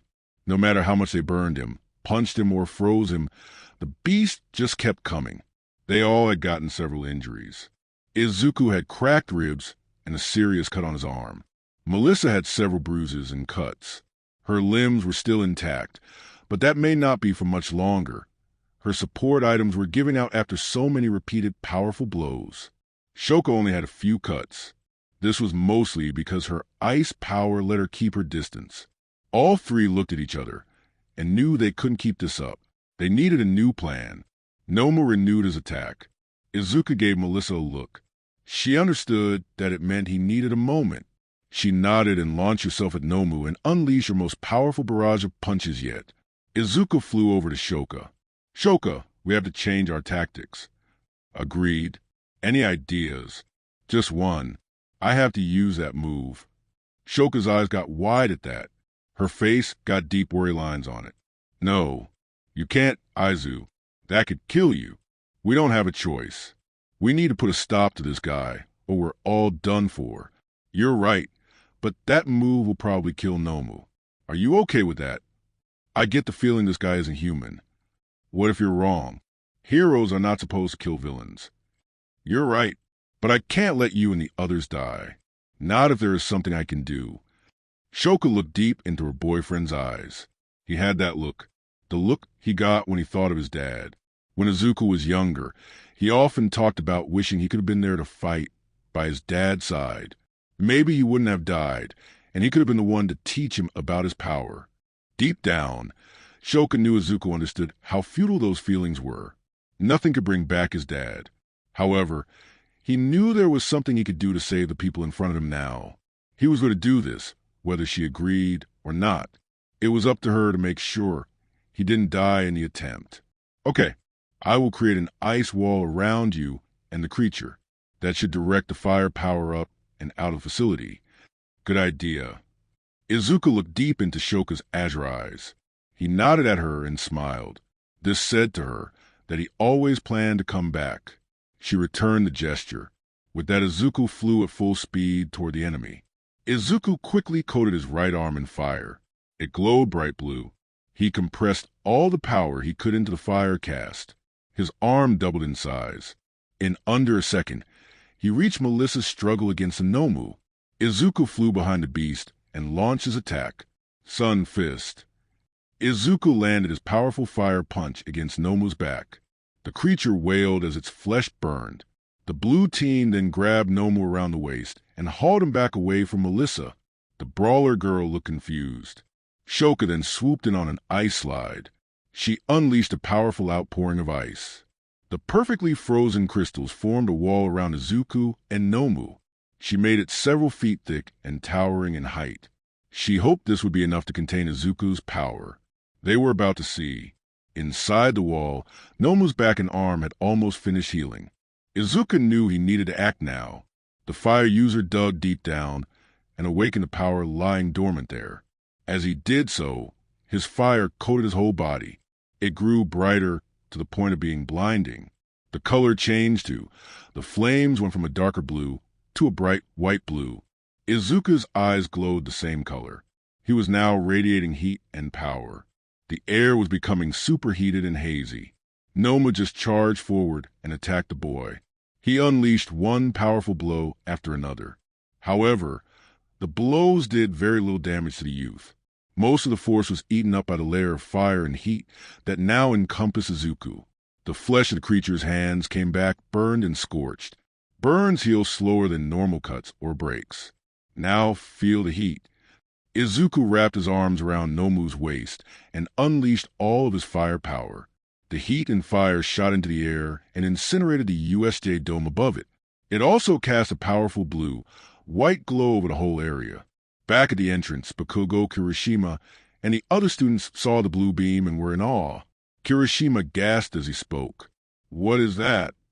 Bakugo got a worried look on his face. That's Izuku. He just went critical. Critical? What is that? Sounds dangerous. It is moron. The fire that Izuku normally uses is just a drop in the bucket to what he can really do. Normally, he unleashes small amounts of fire at a time. However, what you see here is what happens when he unleashes all of it at once. He calls it critical because it can be as lethal to him as the person using it. Why would he use something like that? He probably had no choice against that bird face guy. Will he be okay? I hope so. The light got so bright the students had to cover their eyes. The light seemed to engulf everything in the dome. It was at this point Kurogiri saw his opening. Bakugo and Kirishima's grip loosened, and they were distracted. The Shadow Man managed to summon his power and slip free. Back at the battle, the fire beam still roared on. Shoka used all her power to keep the ice wall up. It was not easy. She knew Izuku had gotten stronger over the years, but this was ridiculous. She wondered if this was what it was like trying to contain a nuke. It was like trying to hold the tide back with a broom. Still, Shoka knew she couldn't let up. If she did, then everyone would be toast. She dug deep and poured on the ice. On the other side of the ice wall, Shigaraki stared at the erupting fire with a look of absolute loathing. He scratched at his neck so hard he left bright red friction burns there. He then spoke in an irritated voice. What is this, father? How can these stupid kids be this strong? They're just students. He scratched more vigorously. This game is ruined. Why don't things go the way I want them to? Kurogiri appeared next to Shigaraki. Master, we should go. This battle is lost. Way to state the obvious, Kurogiri. Let's go. Kurogiri opened a portal, and the two were about to exit the USJ. All of a sudden, something hit the two villains hard in the gut. Both passed out on the ground. Standing over them was Melissa. Blue energy stings shot out her damaged gauntlets and wrapped around the two villains tight and solidified into red steel cord. She was glad the prototype restraint devices had not been damaged. Her dad had included them at her request. Looks like they did come in handy after all. You two don't get to come here, attack us, leave. There's a jail cell with your name on it. Melissa looked at the fire raging. She thought, I took care of this, Izuku. Now just come back to us. Inside the ice wall, Noma had burned up long ago. Now Izuku stood trying to contain the awesome fire he had let loose. He tried to push it down, but it just got stronger. He silently wondered if this was it. Was this as far as he went? Suddenly he heard a voice in his head. Come back to me. You promise. It was Shoka's voice. He had promised. He steeled his resolve. He had tried pushing it down out of fear. He realized fear was a problem. It was adding fuel to his fire. He calmed his mind and focused on control. He took his inner fire from full blast to its lowest setting. His power quieted down and returned to normal. Everyone watched as the blue light faded. They wondered what was going to happen next. Then the front door flew open, and standing there was All Might. Have no fear, because I am here. At that point, Uraraka spoke up. All Might, get to the floor quick. Something is going on. What happened, young Uraraka? The pink-cheeked girl quickly brought All Might up to speed on what happened. Bakugo stepped up and scolded All Might for taking so long. He then explained to the teacher what the blue light was. The other students were baffled when they heard the truth. They all knew Midoriya was powerful, but this was on another level. In his mind, All Might scolded himself. His co-workers and his students were suffering like this, and he was resting in the faculty lounge. Unforgivable. The number one shook himself out of these dark thoughts. He rushed off the floor of the dome. When he arrived, he saw Melissa hauling two unconscious villains towards Shoka Todoroki, slumped on the floor exhausted. In front of the two was a massive ice wall that was in the process of dissolving. Melissa, Todoroki. The two girls looked over at All Might. Shoka had no response on her face. Melissa was overjoyed. Uncle Might, thank God you're here. Izuku and the villain? The poor girl was tongue-tied. She did not know what she was saying. All Might placed his hands comfortingly on her shoulders. Easy, Melissa. Everything will be fine. The girl smiled at that. The fear and uncertainty she felt faded away. Seeing that his successor was doing better, he turned to Todoroki. He went to help the girl to her feet, but she waved him off. He found this very rude. As Shoka stood up, she explained, "I don't mean to be rude, sir. When I use my power at full blast, it amplifies the natural aura of cold around my body. If you try to touch me, right now you would probably get frostbite." The large man gingerly put his hand down. He then looked around. Someone was missing. Where is young Midoriya? Shoka pointed to the last of the collapsing ice wall. It crashed to the ground with a boom. The indoor lake was now completely frozen. All Might thought to himself, Todoroki altered the entire terrain in here.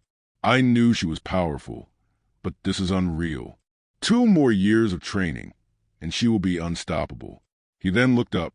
A large section of a USJ dome had been destroyed. But then All Might noticed one thing, no debris. A hole that size should have caused a collapse, but there was nothing. That meant only one thing. The missing dome was vaporized. That was insane. Still, this show of power was uncontrolled. If not for Todoroki's containment, the whole place could have gone up. Still, when he gets control of that power, he won't only be stronger than Night Sun. He might just be stronger than me. With the last of the ice wall on the ground, a bright blue point of light glowed in the center of the place. Izuku was surrounded by a small dome of heat that distorted his image. He had a glowing blue aura of fire encasing his body.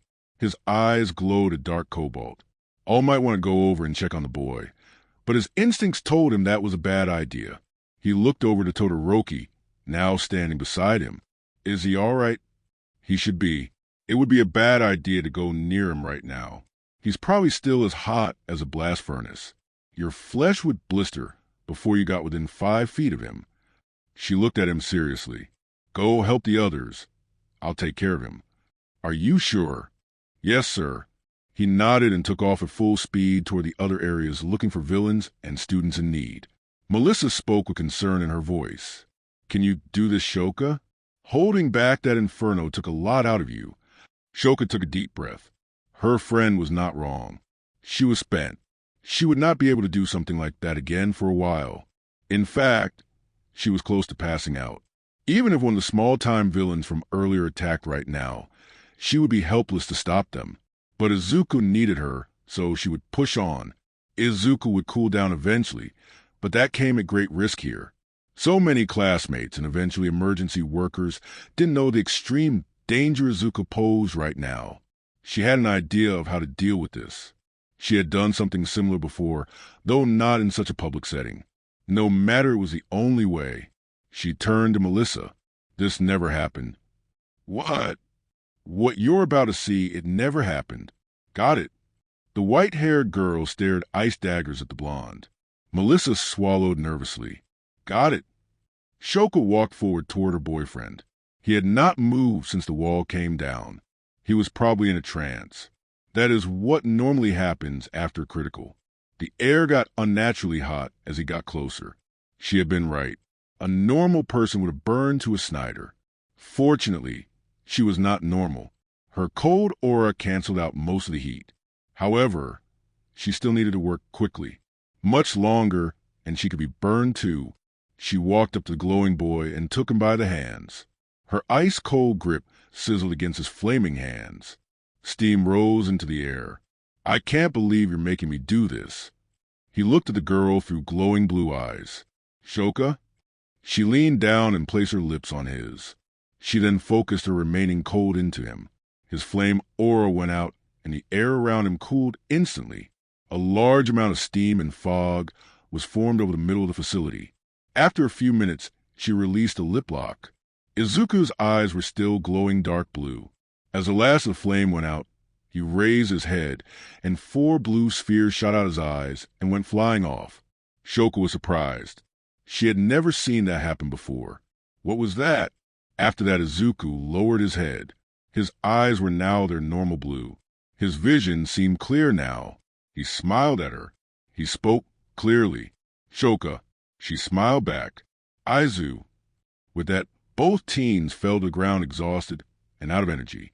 All Might went around the facility, taking out villains left and right. The students were all so happy that he had come. Plus, in a short time, the other staff members and the principal arrived.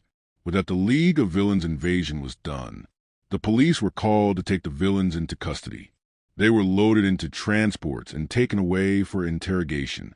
The emergency services came to give medical attention to the injured students. Most only had minor wounds. Melissa was taken to see Recovery Girl. Eri, Mr. Aizawa, 13, Izuku and Shoko were taken to hospital for observation. The students and staff all waited outside the USJ as the police took control of the scene. Principal Nizu stood in front of the 1A members with his head held low. Please forgive us, children. The events of today only happened because we were short-sighted. If we had been more diligent in our duty to protect you, then this might not have happened. We will need to make changes in the future. A man dressed in a trench coat and matching hat came up to Principal. Principal Nizu, sir. I'm Detective Tsukauchi. I will be leading the investigation into this incident. Can I count on your full cooperation? The mouse man nodded with a smile. Of course, Detective. You have full access to do a thorough investigation. If anyone give you problems, come see me. I will straighten them out. Sirs, what about our teachers and classmates? Are they all right? Uraraka's voice was full of worry, almost on the edge of panic. The detective took out a notepad and opened it. From what I've been told, they're all doing fine. 13 is being looked after right now, though she didn't have any serious injuries. Erasure was in more serious condition, but he's stable and being looked after by Recovery Girl. He flipped the pages of his book. Your classmates are also doing fine. Eri Aizawa and Shoka Todoroki were suffering from exhaustion and are recovering nicely. Melissa Shields' injuries were minor, but she did have a lot of them. The most serious case right now is Izuku Midoriya. He had no real injuries the paramedics could see, but he's still unconscious. He has been taken to the Central Hospital for closer examination. Uraraka let out a breath of relief. That's good about the others, but poor Midoriya. Todoroki will be crushed. Bakugo stepped up then. Don't worry about Firefly. Cheeks. He should be awake in 3 days. The brown-haired girl looked at Bakugo with worried eyes. Are you sure? Yeah, after he expels a massive amount of fire like that. He goes out for a few days. He will probably wake up wondering what happened. What a relief. Her face then got very serious. And who are you calling Cheeks? And so it went. The police questioned all the students and staff they could. They also took all the villains into custody. They took special care with Shigaraki and Kurojiri. All of them were taken to jail. The officers would question all of them in due course. The detective did not think they would get much, but you never knew. The principal and the other UA teachers had their own work to do. There was much apologizing and explaining that needed to be done in the following days to the parents of 1A. Most of them were glad their kids were okay and did not hold a grudge. The next day, Nizu held a meeting in his office. In attendance were All Might, Endeavor, and the hero Icy Hot, also known as Toya Todoroki. Thank you for being here, Endeavor and Icy Hot. I know both of you have busy schedules. Toya spoke first. Of course, sir. Thank you for calling me. Let's get started. The mouse man turned to Endeavor. To start, how is Izuku Midoriya doing? He's fine, still unconscious. However, all the signs point to him being back up by tomorrow. Nizu nodded and smiled at that. Good to hear. And what of your daughter? She's fine. After a good night's sleep, she was up and about. The doctors cleared her for release this morning. Toya broke in at that point. She immediately went to Izuku's bedside. She, our mother, and Auntie Inko have been there ever since. Nizu nodded at this. He was glad to hear his most injured students were doing fine. That had worried him more than anything. It was bad enough he had failed to protect these young heroes. If any of them had died, he would not have been able to forgive himself. Good to hear. Now for why I called you all here. As you know, the battle with the villains resulted in a death. A giant villain called Nomu. The 3 heroes exchanged nervous looks. What have the police said about this? They have decided not to press any charges. It was decided Midoriya's actions fell well within the bounds of self-defense. The Safety Commission has decided to go with the story that you defeated the villain All Might.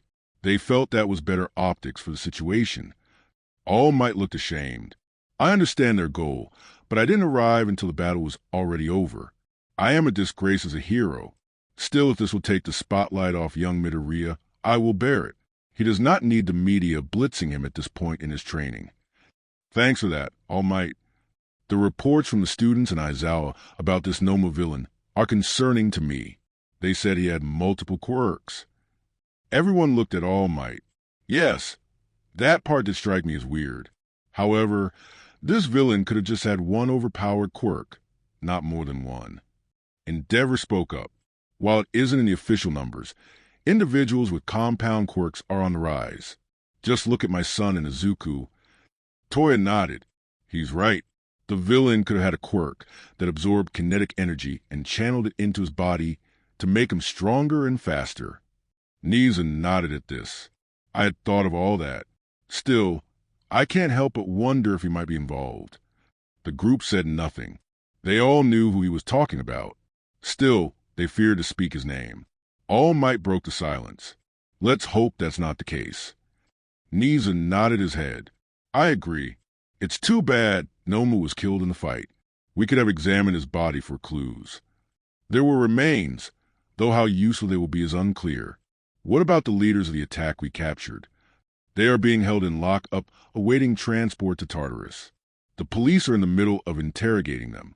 From what I'm told, they have gotten nothing from them, though it's early yet. All of this is interesting, Principal, but why did you call me and Endeavor off the streets? Toya spoke with a firm but respectful tone. I wanted to talk to the both of you about an important upcoming event. Across the Pacific, news of the USJ attack had started to leak into the States. The information was fragmented and incomplete. However, to those who are connected and intelligent enough, no truth can be hidden. A tall man with white hair was seated in a beach chair.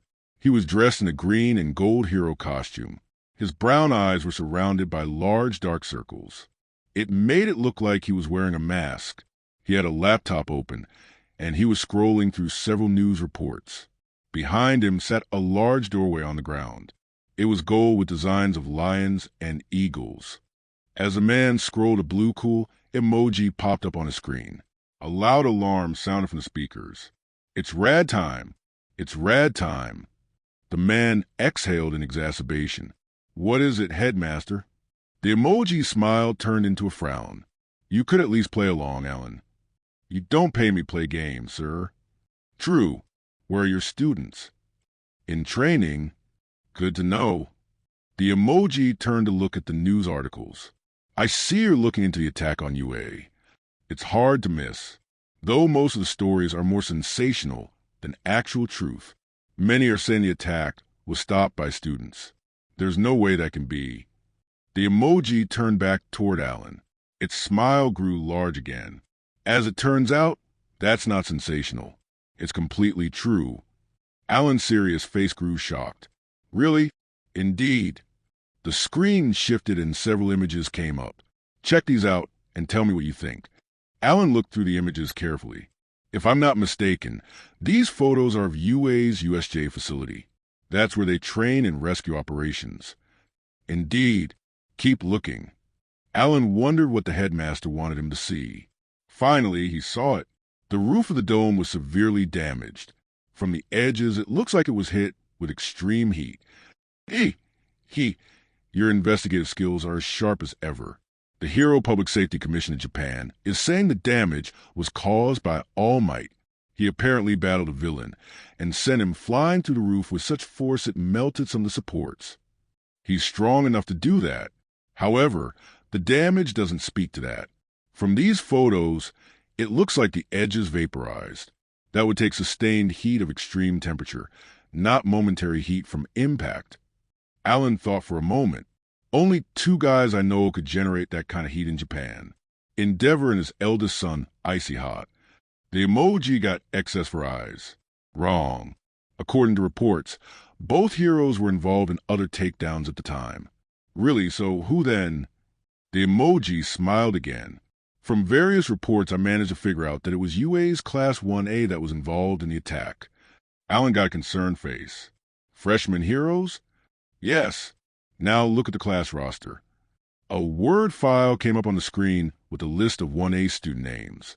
Any names jump out at you? Alan looked over it for a minute. At first, nothing did jump. Then his eyes landed on one name, Izuku Midoriya. Midoriya? Where have I heard that name before? For several minutes, Alan said nothing. Finally, it hit him. Wasn't there an international hero from Japan with the last name Midoriya? Indeed, there was. And wasn't he a powerful fire user? Correct. His name was Hisashi Midoriya. His hero name was Night Sun. He was a good friend of mine.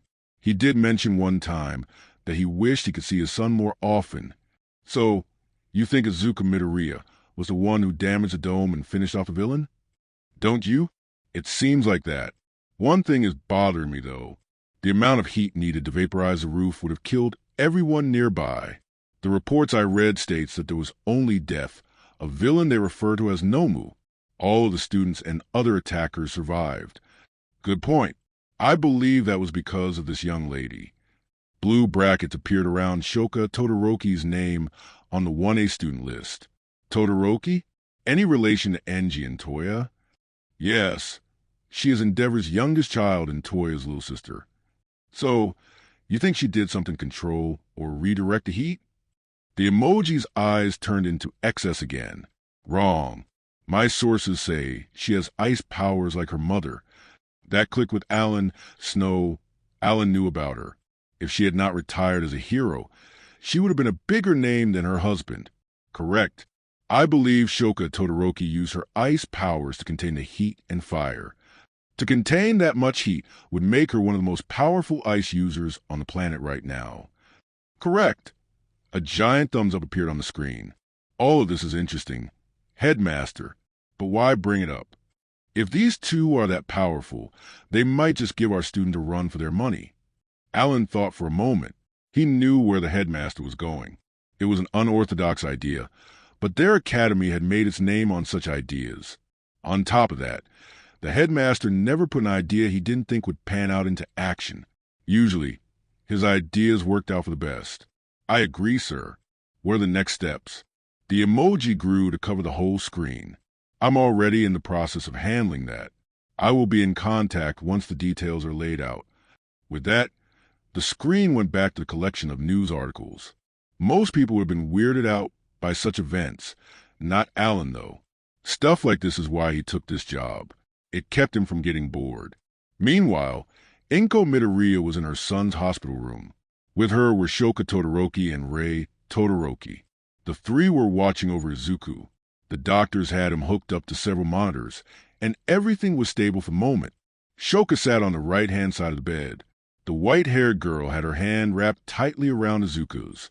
He'd been out for nearly 3 days. This meant he could wake up any time. The doctors all said he was physically fine. He had no broken bones or internal injuries. However, they still did not understand why he was unconscious. No doctor had ever figured out why this happened. Shoka reached up and moved Izuku's hair out of his face. He was rather plain looking, to be honest. However, Shoka really liked his face. It was honest, caring, and loyal. Plus, he had the greatest smile. It just made her giggle inside to see it. Whatever he lacked in looks, he more than made up for in character. It also didn't hurt that he was the ripest human being on the planet. The concerned girl hoped the blue teen would wake up soon. It was times like this that reminded her what a big part Izuku was of her life. He was not only her boyfriend, but he was also one of her best friends. Not being able to talk to him, see him smile, or have him hold her lovingly was absolute torture.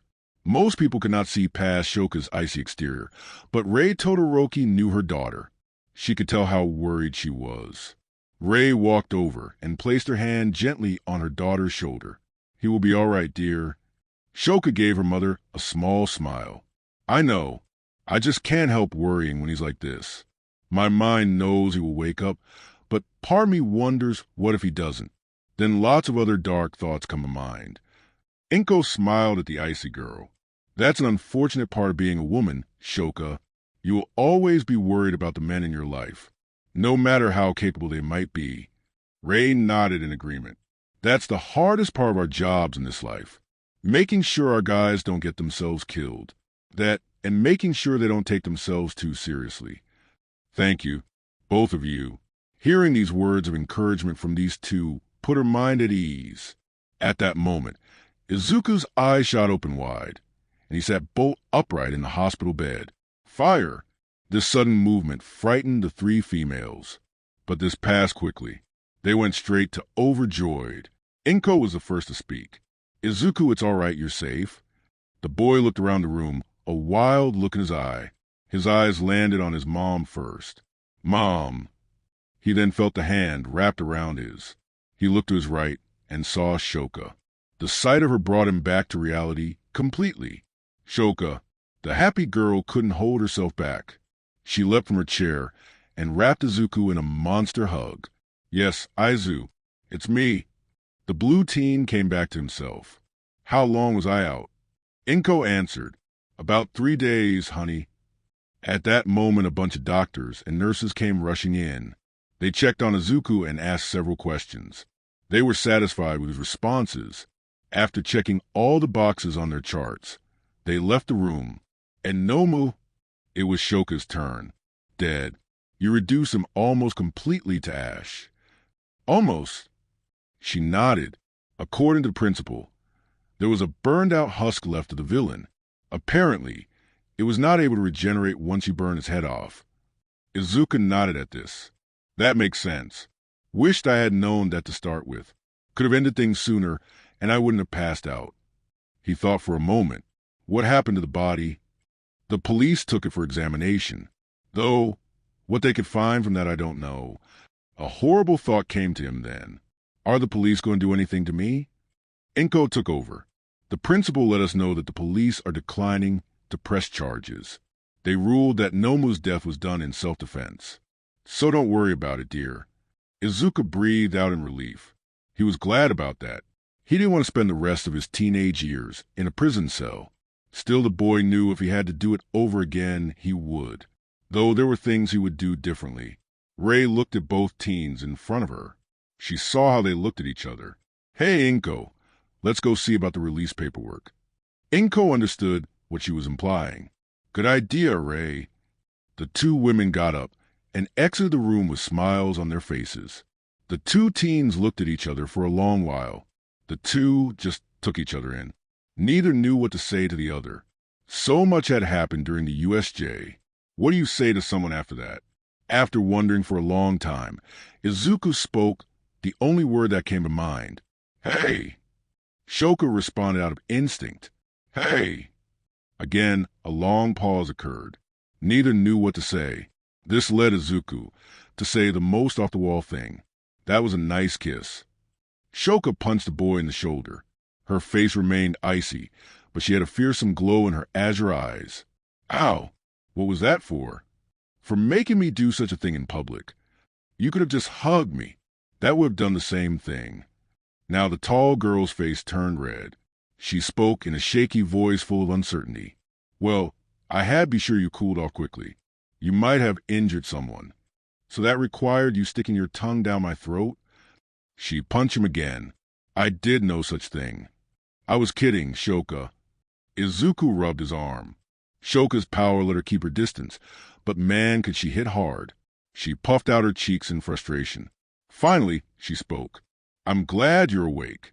I was really worried. Izuku took the girl's hand. Sorry about that, but know I will always come back to you. Warmth spread throughout Shoka's chest. This made her mad. How did he do that? He just knew the right thing to say to make her emotional. She wanted to be mad at him, but she couldn't. She knew what he was like when she agreed to be his girlfriend. She didn't want to ruin this nice moment by being a witch. At that moment, Izuku let out a sigh. This made Shoka go from mad to concerned. Are you all right, Izu? I am. This whole thing just made me realize how much I still have to improve. Really? Yes. I need to be able to use more of my power in a controlled fashion. Unleashing so much energy at once is a good final move, but it does too much damage. If you hadn't been there, everyone else could have been hurt or killed. In the real world, I can't count on the fact that you will be there to cover for me. Shoka was reminded of why she fell for this boy. He wanted to be the greatest hero in the world. While Izu could be reckless with his own safety, He was always thinking of how to improve. He was probably even now thinking about new ways to apply and control his power. This was one of his most attractive qualities. The girl hugged Izuku. "You will figure it out, Izu. I believe in you." Izuku smiled at the girl as she squeezed him. He could feel her icy aura coating his body. It felt really nice. "Thanks, Shoka." Both teens got that look in their eyes. Izuku sat up and leaned over toward the white-haired girl. She then leaned down, and the two shared a passionate kiss. Just then the door to the room slid open. Standing in the hallway was Melissa Shield and Eri Aizawa. Both girls felt awkward having walked in on this. They just stood there, not knowing what to say. After a few minutes, Eri was the one who finally spoke up. "Todoroki Midoriya." The two teens broke the lip lock and stared at the door in shock. "Hey, guys," Izuku and Shoka said at once. Meanwhile, Nizu's meeting with All Might Endeavor and Toya, aka Icy Hot, was still in progress. "Well, what do you think?" The three men all nodded. Toya spoke up. "Very good idea, Principal. I know several local heroes who would love to help." "Good." Just then, Nizu's phone started ringing. The device was laying on his desk in front of him. The sound was cranked to max volume. "It's rad time. It's rad time." All Might and the other heroes looked at the mouse man with a strange look. They wondered why he had that as his ringtone. Nizu picked up the device. "Funny, that's not my ringtone." The mouse man answered the call, curious about the ringtone. Suddenly the device turned blue. "Afternoon, everyone. Are you feeling alright?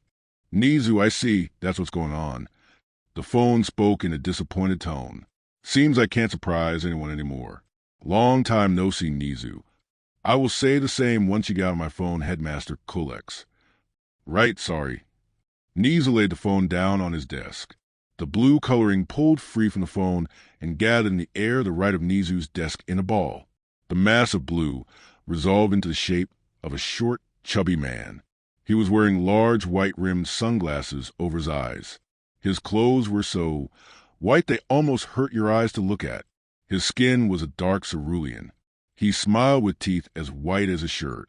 "Sorry to pop in like this, but I got concerned when I heard about the attack. I wanted to check to see if the sister academy was safe. Thank you for your concern, Headmaster, but everything is fine. You know you could have just called." While the two educators exchanged pleasantries, the three heroes looked on. All Might and Endeavor understood what was going on. Toya was totally in the dark. The white-haired hero leaned over to his dad and spoke in a hushed tone. "Who is this weirdo?" "That is Headmaster Kulex. He is the founder, owner, and operator of OP Academy." Toya's eyes went wide at that. As in the greatest hero program in America, the birthplace of the Hero Society. "Yes, son. For decades, UA has been considered the greatest hero program in the world. Even students from America apply to get in. However, about 15 years ago, this man founded OP Academy using many of Nizu's educational reforms, though many of its policies are rather unusual even for a hero course." All Might broke in. "All true. Kulex has always been unorthodox, but you can't argue with his success. His academy has created some of the most powerful heroes in the world. Some of them could almost give me a run for my money at my prime." All of this sounded impressive, but was it true? Toya looked at the floating man in front of him. He was very overweight, his clothes barely holding his girth. His six-fingered hands waved uncontrollably, and his white hair was receding in reverse. Instead of being bald on the top, he was hairless on the sides of his head. It gave him the look of an elderly mohawk. "Are you sure about that? This guy doesn't seem all that impressive." All Might got a grim look on his face. "Don't let appearances fool you, young Icy Hot. This man may look washed up, but trust me, he's still one of the most powerful men in the world." While the three heroes had discussed the strange guest at the meeting, Nizu and Kulex had finished their pleasantries. "I take it you didn't just pop in to check if we are okay. Headmaster, tell me, why are you here?" "Straight to the point. Rad. I came to discuss your upcoming sports festival. I take it you are still holding it." "That's the plan." "Oh, good. I was worried you might cancel it for a minute."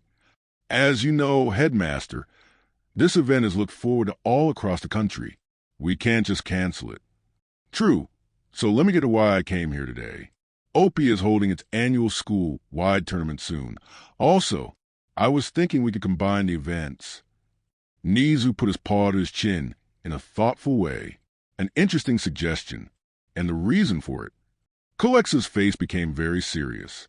I am sure you all know the singularity theory. Everyone nodded.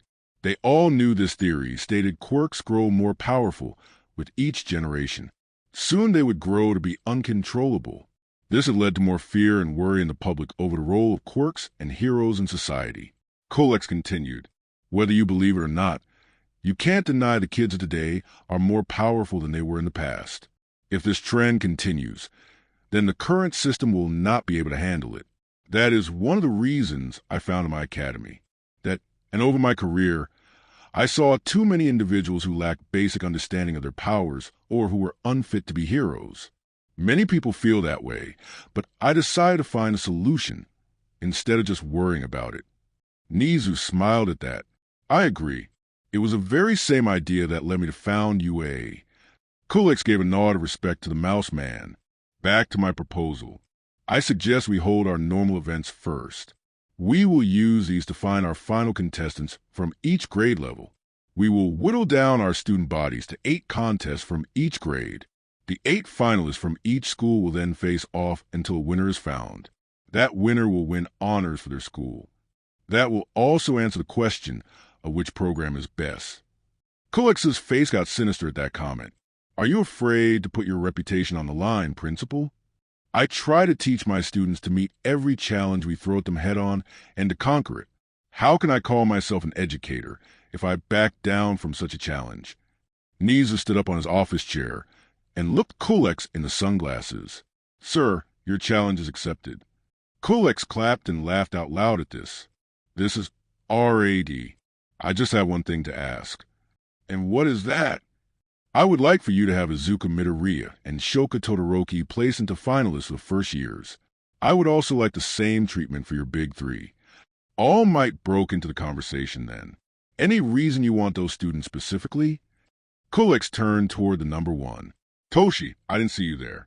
How have you been? Have you lost weight? I'm fine. Now about my question. Well, everyone knows the big 3 are your best students. I want my students to face the strongest you have. It wouldn't be a true competition otherwise. Endeavor joined in too. And what about Izuku and my daughter?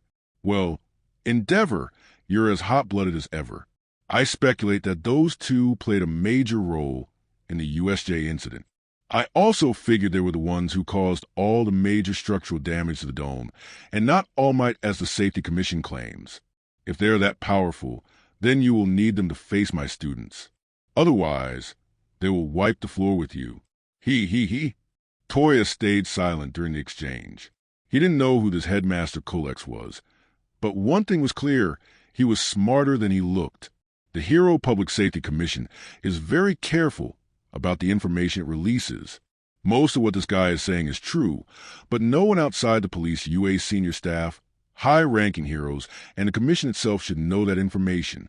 If he figured it out on his own, then he is as dangerous as All Might said, no matter how dumb he looks.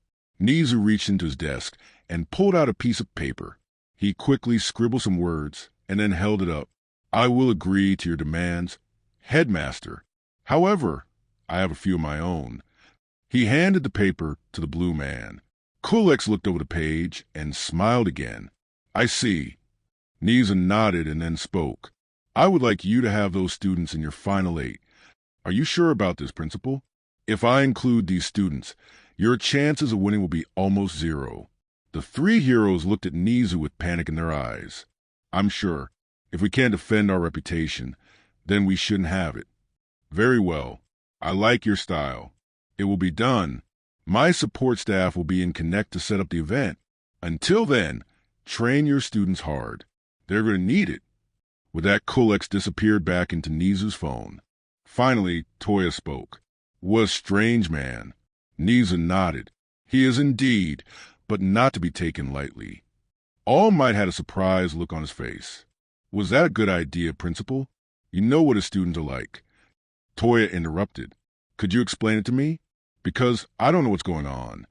All Might looked at the young hero. OP is the top hero program in America.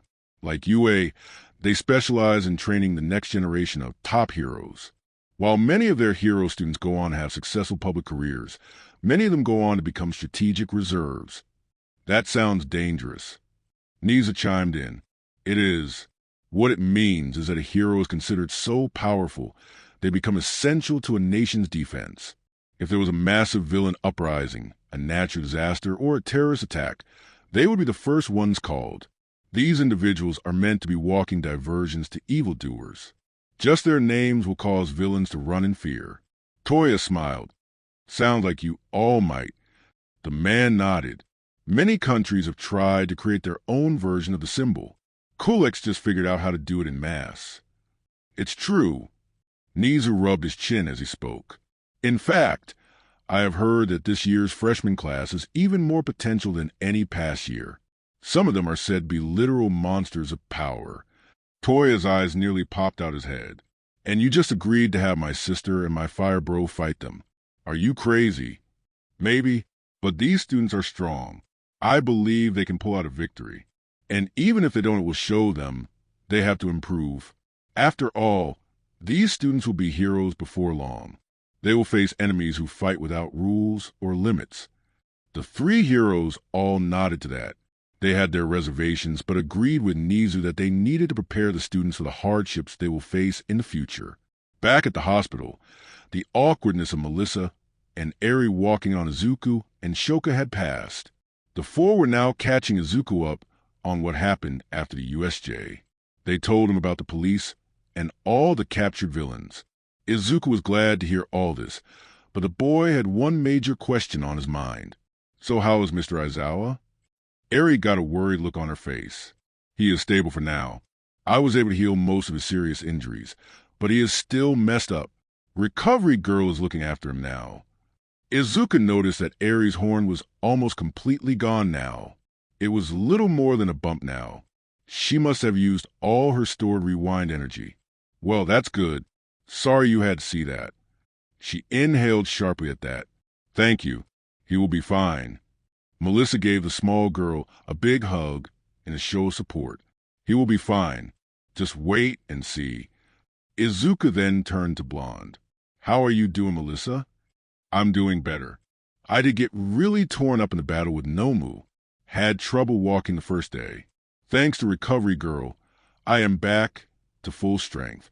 My gauntlets and boots are another story. They were completely trashed. She got a bummed out look on her face. I'm worried what my dad will think after he sees them. He will probably think the devices did their job. They did keep you from completely breaking your bones, after all.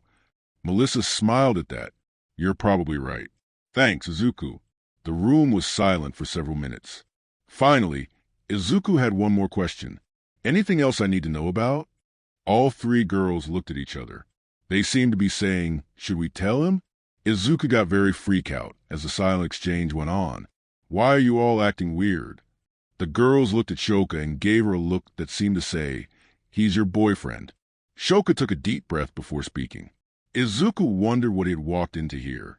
Aizu, after you went critical and I cooled you off, for orbs of light came out of your eyes. They then shot off into the USJ like flying saucers or something. This shocked the blue-haired boy. He had gone critical a few times in his life. Just like now, he would always pass out after the event. He played back his memories from the USJ. He remembered going critical, Noma being reduced to a burned-out husk, and Shoka giving him an oral cool-down. Then something flashed into his mind. He remembered feeling a strange power well up inside himself. He then felt it escape. The concerned boy's mind went to one conclusion first. Was anyone hurt? The girls calmed him down and explained no one was hurt, just freaked out. So what happened to the orbs? Melissa took up the story from there. I have talked to several of our classmates. According to them, the four orbs made contact with Eri here, Uraraka, Kirishima, and Bakugo. Izuku thought about these four for a moment. So why those four? Melissa looked baffled at that. We were hoping you could tell us that. After all the orbs did come from you, Izuku spoke in a worried tone. Are you all right, Eri? What about the others? Eri waved the boy down. I'm fine, Midoriya. Strangely enough, I have never felt better. Recovery girl checked us all out, and we're all normal. The only thing that has changed is that my horn is disappearing. I noticed it was smaller. Is everything okay? I don't know. My power usually takes time to build up after I use it. However, I usually see some growth after a few days. Now nothing. I am very concerned about it. Melissa placed her hands on the girl's shoulders. You'll be fine, Eri. You just need to give it time. Recovery girl and the doctors are looking into it. What about the other three? They are fine. Nothing unusual, though they say they have never felt better in their lives. That's good, I guess. Probably just have to wait and see if anything comes of it. All four nodded in agreement. They would keep an eye on their classmates. At that moment, Inko and Rei returned to the room. Izuku, honey, the discharge paperwork is signed. Once you get changed, we can head home. That was the most welcome news Izuku had gotten all day. Boy, he looked forward to being in his own room again. Melissa and Eri dismissed themselves at that point. Izuku went to get up from bed. Shoka took his hand to help him.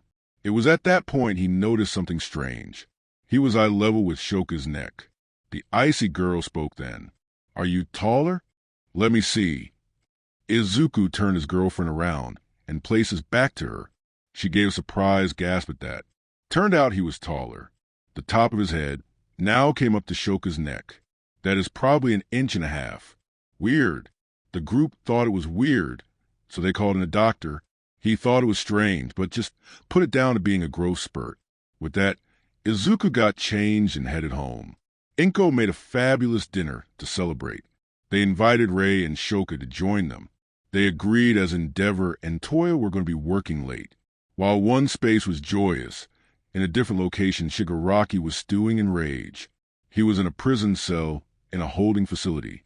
A specially made straitjacket placed his hands behind him at such an angle so that if he activated his power, he would decay himself. He was also chained to the chair beneath him, making any movement hard to impossible. The red-eyed villain hated his current accommodation. In general, he hated everything to do with society, but he hated this even more. He was not supposed to be here. The game was not supposed to end like this. They cheated. He was supposed to win. Suddenly, as he sat stewing in his hatred, he suddenly felt strange. His body felt weak. He looked down at his legs and realized that he could see through his legs. After a few minutes he was gone. The chair he was strapped to empty. This caused a symphony of alarms and sirens to go off. The personnel of the prison ran about trying to figure out what was going on. Turns out it was not just Shigaraki who escaped, but Kurojiri as well. None of the officers knew what was going on. The pair of villains appeared in the hidden bar that was their hideout. Kurojiri used his power to free himself, and then Shigaraki. The pair stood in awe of what had just happened. They wondered what was going on. Then the TV on the back wall turned on. The image was pitch black with the words audio only written across the screen. Welcome home, Tamura Kurojiri. Suddenly, as he sat stewing in his hatred, he suddenly felt strange. His body felt weak. He looked down at his legs and realized that he could see through his legs. After a few minutes he was gone, the chair he was strapped to empty. This caused a symphony of alarms and sirens to go off. The personnel of the prison ran about trying to figure out what was going on. Turns out it was not just Shigaraki who escaped, but Kurojiri as well. None of the officers knew what was going on. The pair of villains appeared in the hidden bar that was their hideout. Kurojiri used his power to free himself, and then Shigaraki. The pair stood in awe of what had just happened. They wondered what was going on. Then the TV on the back wall turned on. The image was pitch black with the words audio only written across the screen. Welcome home, Tamura Kurojiri. Shigaraki's bloodshot eyes got wide with surprise. Master, are you injured, Tamura? I'm fine, Master. Good to hear. Tamura flexed his hands and grabbed a bar stool nearby. The seat dissolved in his grip. Those stupid heroes cheated. Those kids were not weak masters. They were super strong, especially that blue-haired kid. He destroyed Nomu. Heroes aren't supposed to do that. Calm yourself, Tamura. Failure is a part of any game. Take this as a learning experience. Remember this all for you, Tamura. Shigaraki froze in place. He didn't know what to do. He wanted to go out and find those stupid kids that ruined his plans. The blue-haired one, the ice girl, and the blonde, especially her. All of them deserved to die for what they did. However, Tamura could not disobey his master. He had been the only one to show him kindness. He had saved him on that day. That fuzzy day he could not fully remember. He would do as his master wanted. For now, as you wish, master. The words disappeared on the screen as it went black. At another dark base, Tamura's master sat before a group of monitor screens. He was seated in a massive chair. His face was completely cloaked in a dark aura. He watched several monitors with keen interest. A short figure in glasses came up behind him. Are you sure it's a good idea to leave him in charge of the league? Our numbers might grow faster if we brought them under your banner, sir. That might be, Doctor, but it is too early in the game for me to reveal myself. I still have moves to make. If certain parties were to find out about me, the game would be ruined. A laugh came over one screen. A figure cloaked in shadows sat before a camera. His voice was also hidden behind a digital scrambling device. It made him sound sinister and inhuman. You and your plots.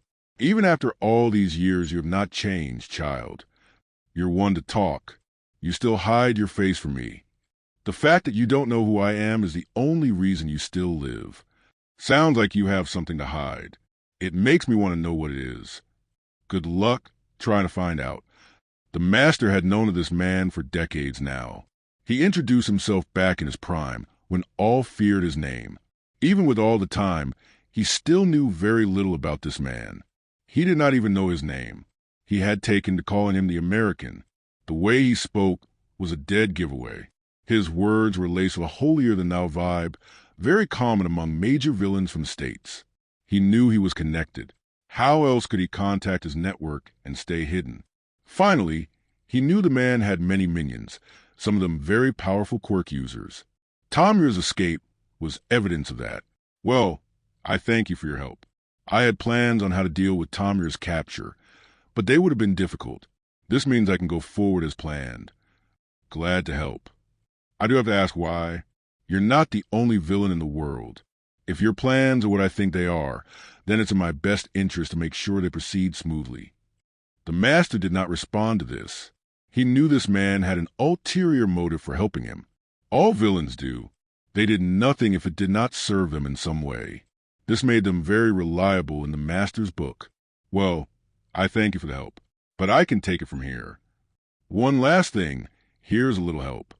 A glowing figure appeared in the room. He glowed with a whitish-blue light. He was dressed in a nice suit, and his face was covered by a ghoulish mask and a hood and cloak. Who is this? An associate of mine. He goes by the name Husk. He will give you the firepower you need for your future fights. Good luck. The image disappeared from the screen. The master looked over the figure. He was tall and unnaturally lean. He looked like he was starving. His build did not give off an aura of great power, but the master sensed something more inside. He would have to put this man through his paces before he used him as part of his plans. But another piece was always welcome. Still, he should be weary of this gift. He didn't know what plans the American had for him. He would have to figure that out and get ahead of him. After all, a true Demon King had no rivals. He would have to be dealt with at some point. But for now, he had bigger, blonder fish to fry. Somewhere in a word, a screen turns off in a dark office. The only light source in the room was a small orb made of glass. It shined with a bluish-white light. The light only reached a few feet in any direction. It showed an antique oak desk underneath it. The computer the call was made on was a foot to the right. A phone was to the far left of the desk. Sitting behind the desk was a large man. Only the lower half of this midsection was illuminated. He was dressed in an expensive black suit, the buttons done up even while he was seated. A female voice spoke in a respectful way. Was it a good idea to give that Husk to the child. The man in the suit spoke in a deep, calm voice. After the events of the USJ, I felt it proper to give him a hand. If I didn't then, he would lose more during his next outing. You have a point. The man picked up the small glass orb in his massive hands and fingered it thoughtfully. The light still did not reach his face. The female watched as he did this. She thought he looked worried, but that couldn't be. Not him. Is everything all right? Do you remember the last words of Night Sun?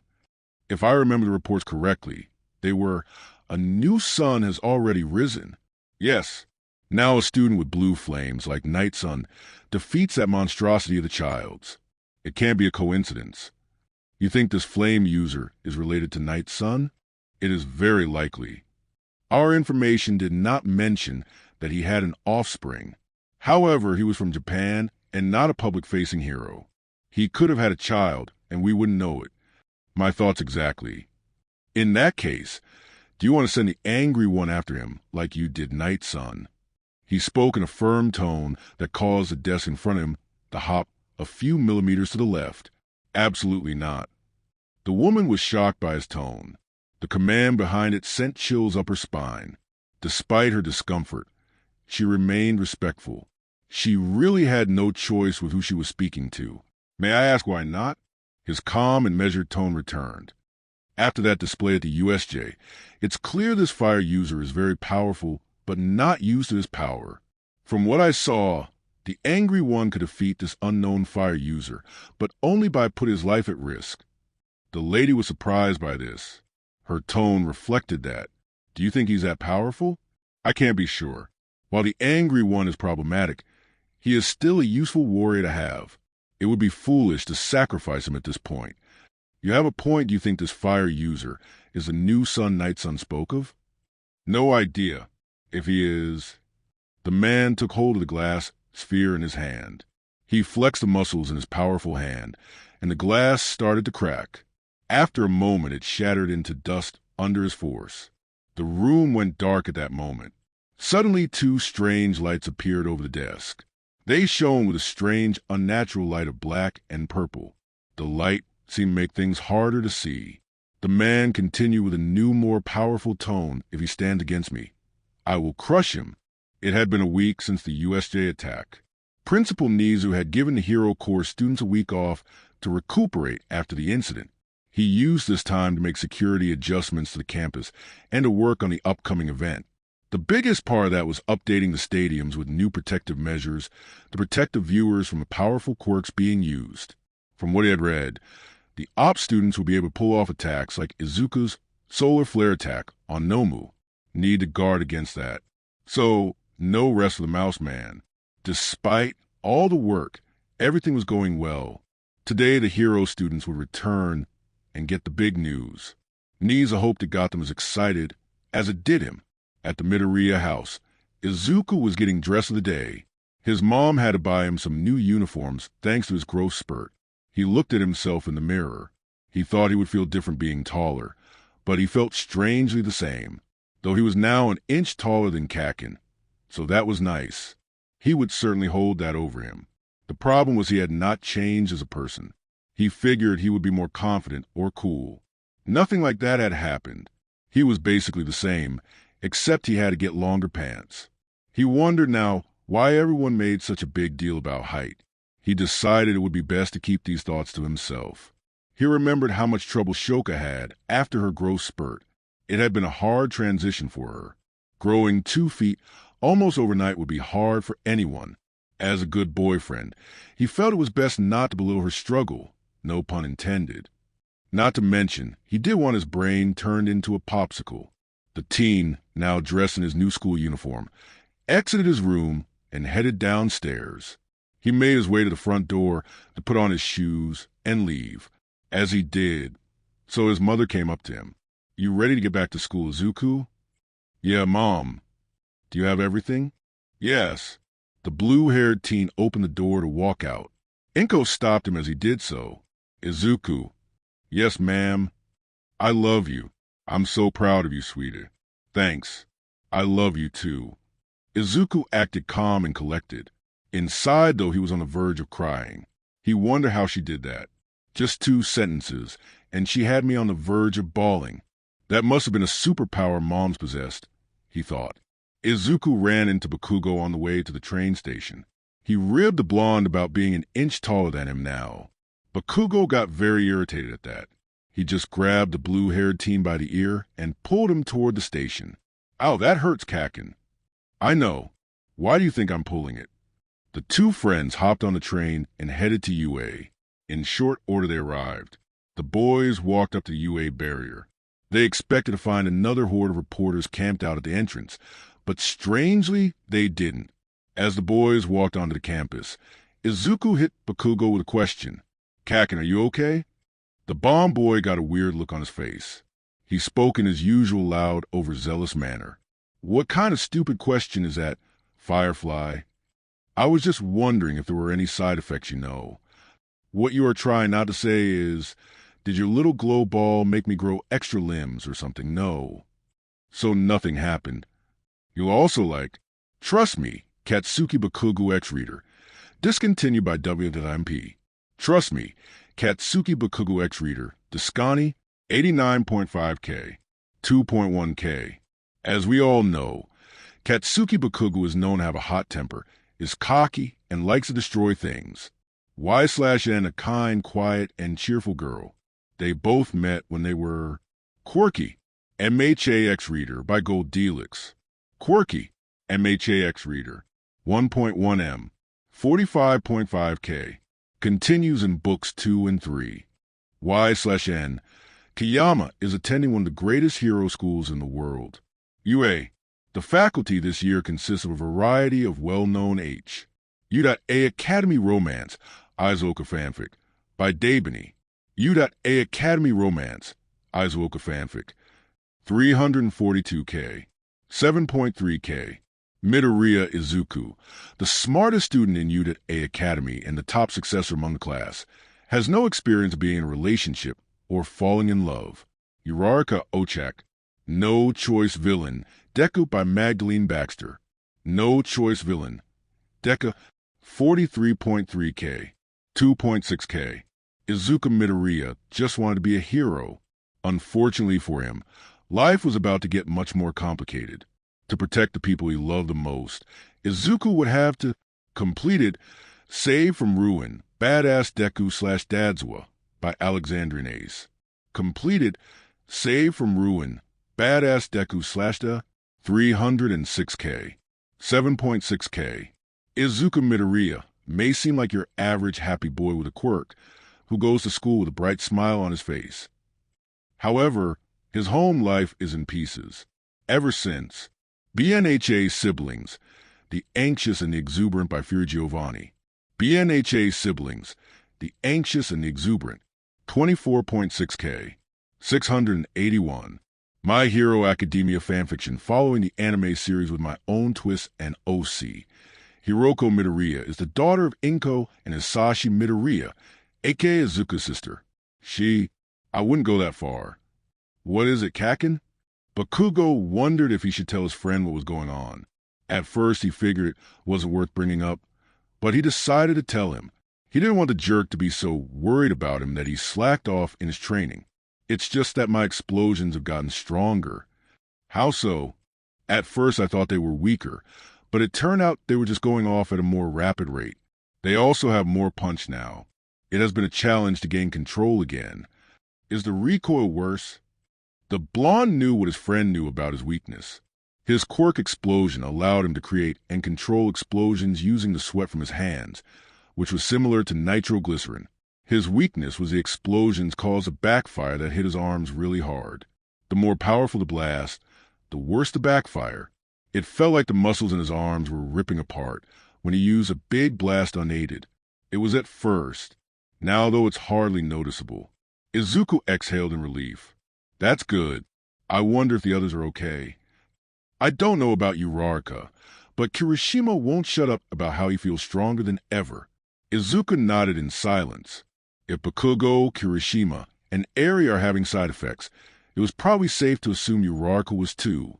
He would have to see if he could talk to her before class. Meanwhile, Shoko arrived a few minutes after Izuku and Bakugo. As she made her way to the classroom, she came upon Uraraka. Morning, Uraraka. The brunette turned toward Shoka and smiled. Good morning, Todoroki. How are you? I'm fine. Uraraka got a weird look on her face at that comment. She had forgotten how literal Shoka was. She remembered she needed to be direct and precise with her. Otherwise, she would end up talking in circles. Are your injuries better? Any pain or discomfort? The icy girl responded in her normal cool tone. I only had a few minor cuts and bruises from a USJ. Recovery girl healed me up good as new after I woke up. That's good. How about Midoriya? The short girl's big eyes got really watery as she spoke. I went by the hospital to see him, but he had already left. Since I wasn't family, they wouldn't tell me anything. Shoka smiled. That was really sweet of you. Izu is fine. He was out cold for 3 days, but he is up and back to normal now. Uraraka gave a huge smile at that news. Oh, good. I was really worried about him. Shoka must for a moment as she thought over these words. It probably would have been a good idea to text everyone when he woke up. Sorry about that. The pink-cheeked girl waved her hands in front of herself in dramatic fashion. It's all right. I know you were really worried about him. I was, but I should have remembered all of you. I'm sorry. I will try to be more thoughtful in the future. Sounds good. The two girls smiled at each other. They then walked toward the classroom together. Bakugo told us that it's normal for Midoriya to pass out after a big attack like that. Is that true? It is. Though he normally tries his best to not overuse his power like that, though. That attack was amazing. It was like a volcanic eruption or a solar flare. Yeah, it's a sight if you haven't seen it before. But it does little good if a villain dodges it or is immune. Point taken. Uraraka got even more energetic, if that was possible. You were awesome, too, Todoroki. That ice wall you created was huge. The fact you could hold back that much heat seems inhuman. Izu and I were blessed with powerful quirks. However, we still have a long way to go when it comes to applying the power properly. It's no good being a powerful hero if you nuke everyone around you. True. The girls arrived at the classroom door, and they heard a chorus of riotous outbursts. Shoka could hear Kirishima, Kaminari, Ashido, and Mineta going off. Ashido and Mineta were being overly emotional, saying they were glad that Midoriya was okay. Kirishima and Kaminari were saying how jealous they were that he could unleash such a powerful attack. Shoka slid the door open. She was greeted by the sight of the whole class gathered around Izuku. They were so happy to see he was all right.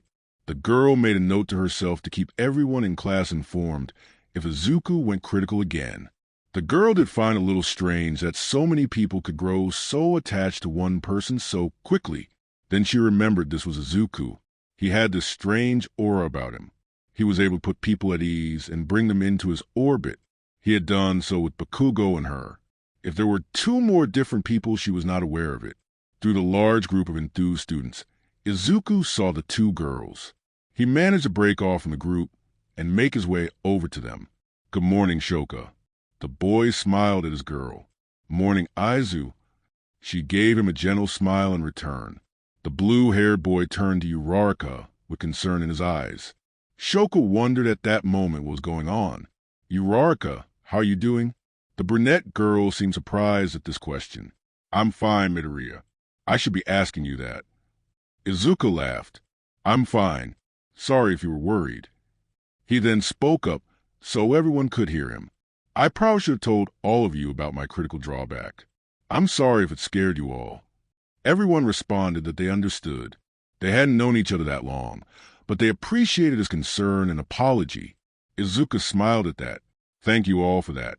I didn't plan to use that move if at all possible. It just takes too much out of me. Not worth using a move that leaves you defenseless after. Kirishima came over and slapped the fire user hard on the back. Are you kidding? You should learn to use that more freely. If you could do that on command, then no one could stop you. Thanks for that, Kirishima, but I want to stop villains, not kill them. The red head got a sheepish look on his face. Guess you're right. Sorry, man. Izuku smiled at his manly classmate. He then turned back to Uraraka. So you're really doing fine, Uraraka? There's nothing wrong with your powers. The round-faced girl got a thoughtful look on her face. Now that you mention it, my motion sickness hasn't been as harsh lately. Motion sickness? Right, you don't know. My quirk, zero gravity, allows me to make things weightless, but if I overuse my power, I get terrible motion sickness. It literally makes me puke rainbows. Izuku was glad to hear this. Not the puking rainbows, but though that would be a sight. He was glad to hear that none of his classmates affected by the orbs were suffering undue effects. Then he thought of Eri. Uraraka went to talk to some of the other girls. This left Izuku alone with Shoka. The azure-eyed girl saw the pensive look on her boyfriend's face and became concerned. With a flat tone, she asked a simple but dangerous question. "What are you thinking about, Aizu?" "Aizawa," he said plainly. "Our friend or our teacher?" "Eri Aizawa." "Well, make a girl jealous." This broke Izuku out of his deep thoughts. "What?" "First you fawn over Uraraka. Now you are having deep thoughts about another girl. Should I be worried?" She looked at the blue teen with a cold stare. This would have sent most guys running in fear. Shoka's death stare was no joking matter. Izuku was different, though. He certainly did his best not to activate this state. However, he'd been with her long enough to know this was not a death stare. This look was her being playful. "You have nothing to worry about, Shoka. You're the only girl for me. I'm just worried about the orbs." Shoka's gaze softened then. She figured this was his concern. Izuku's power was devastating in its scale. If he wanted to, he could probably reduce a mountain to a lake of molten rock. However, this business with the light orbs was something completely different. It was an unknown aspect of his power that affected those close to him. Izuku at his core was a caring guy. More than that, he was fearful of losing those close to him. Even though he had not known Eri, Uraraka, and Kirishima for very long, Izuku still wouldn't want to harm anyone, especially such heroic individuals. Just then, the door to the classroom opened wide. Eri and Melissa were standing in the doorway. Izuku was happy to see that both girls looked normal. More so, he was over the moon to see that Eri's horn had returned. It looked to be nearly full size now. This was a relief to the boy. Apparently, both of them had been worried over nothing. The blue boy feared that she had lost her quirk. Izuku didn't think he could live with himself if that had been true. Izuku was about to go up to Eri and say something, but Ishido beat him to it. "Eri, looks like your horn is back to full size. See, you were worried over nothing." She smiled at the pink girl. "Yeah, though the second one was a shock." Everyone took a moment to take that in. They then carefully looked at their classmate. She did have a horn on the right side, but then they looked at her left side. Sure enough, there was a small but very pronounced bump there. Ishido smiled at that. "This is awesome." She turned to Kirishima then. "Looks like we have another member for the Horn Buddies. Kirishima?" Izuku was finally able to get a word in. "Are you all right, Aizawa?" "Yeah, my power is back now, though it's acting up a little bit." "What does that mean?" Eri looked at the time and got a concerned look. "I'll tell you later." She then turned to the others. "Guys, we should get to our seats. It's almost time for the bell."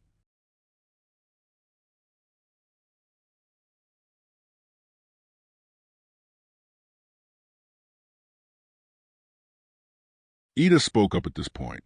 "She's right. Mr. Aizawa would be angry if we weren't seated before the first bell." Everyone got to their seats. Mina Ishido spoke to Sway, who sat behind her. "Who do you think is going to be our teacher today?" The frog girl thought a moment before answering. "Good question, Mina. Last I heard, Mr. Aizawa was still in the hospital, rib bit." Mina leaned in her chair as she spoke. "Good point. Wonder who they got? Ho!" At that moment, Mina lost her balance. She would have fallen over if Sway hadn't caught her chair. Suddenly, the door started to slide open. The tension in the room was so thick you could have cut it with a knife. All the students wondered who would be behind the door. The door to the classroom opened, and everyone gasped. Standing in the doorway was Mr. Aizawa.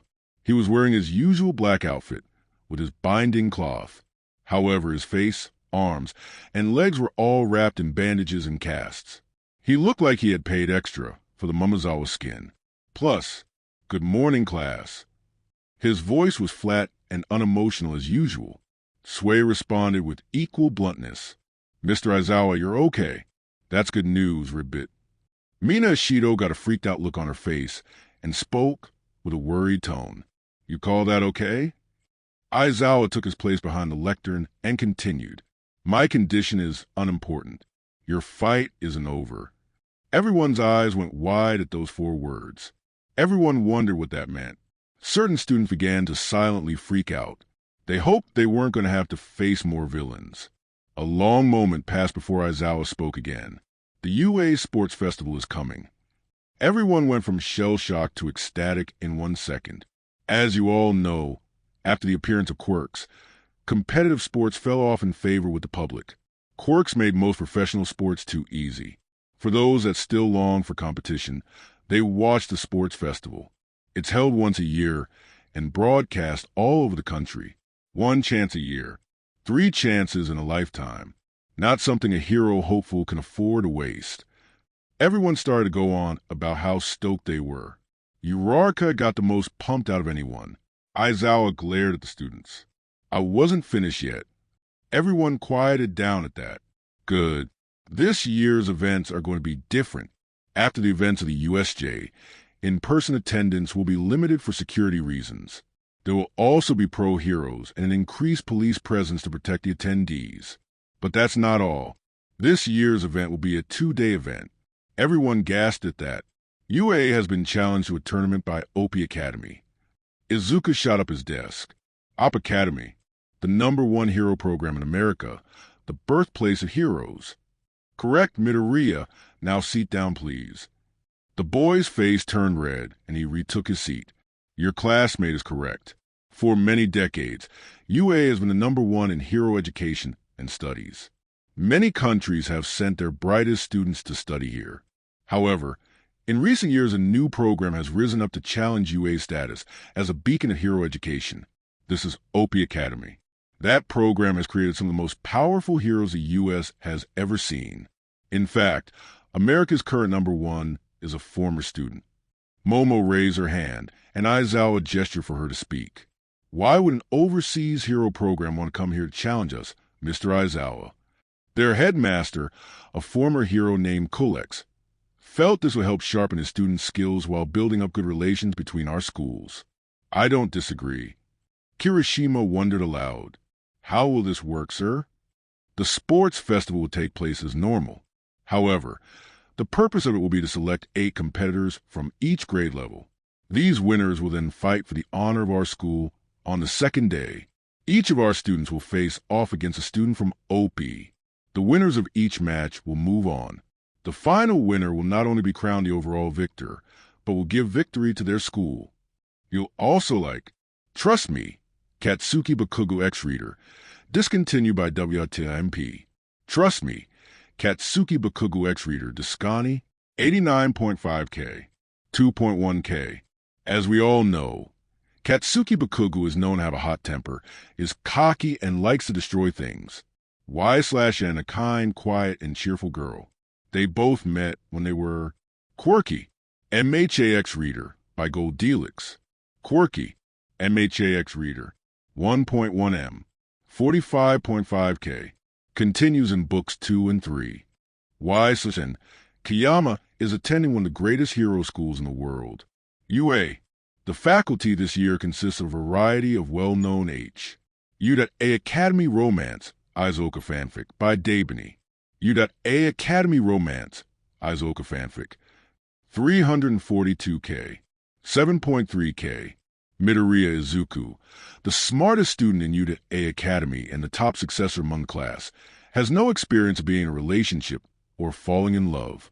Uraraka Ochak, No Choice Villain, Deku by Magdalene Baxter. No Choice Villain, Deku, 43.3K, 2.6K. Izuku Midoriya just wanted to be a hero. Unfortunately for him, life was about to get much more complicated.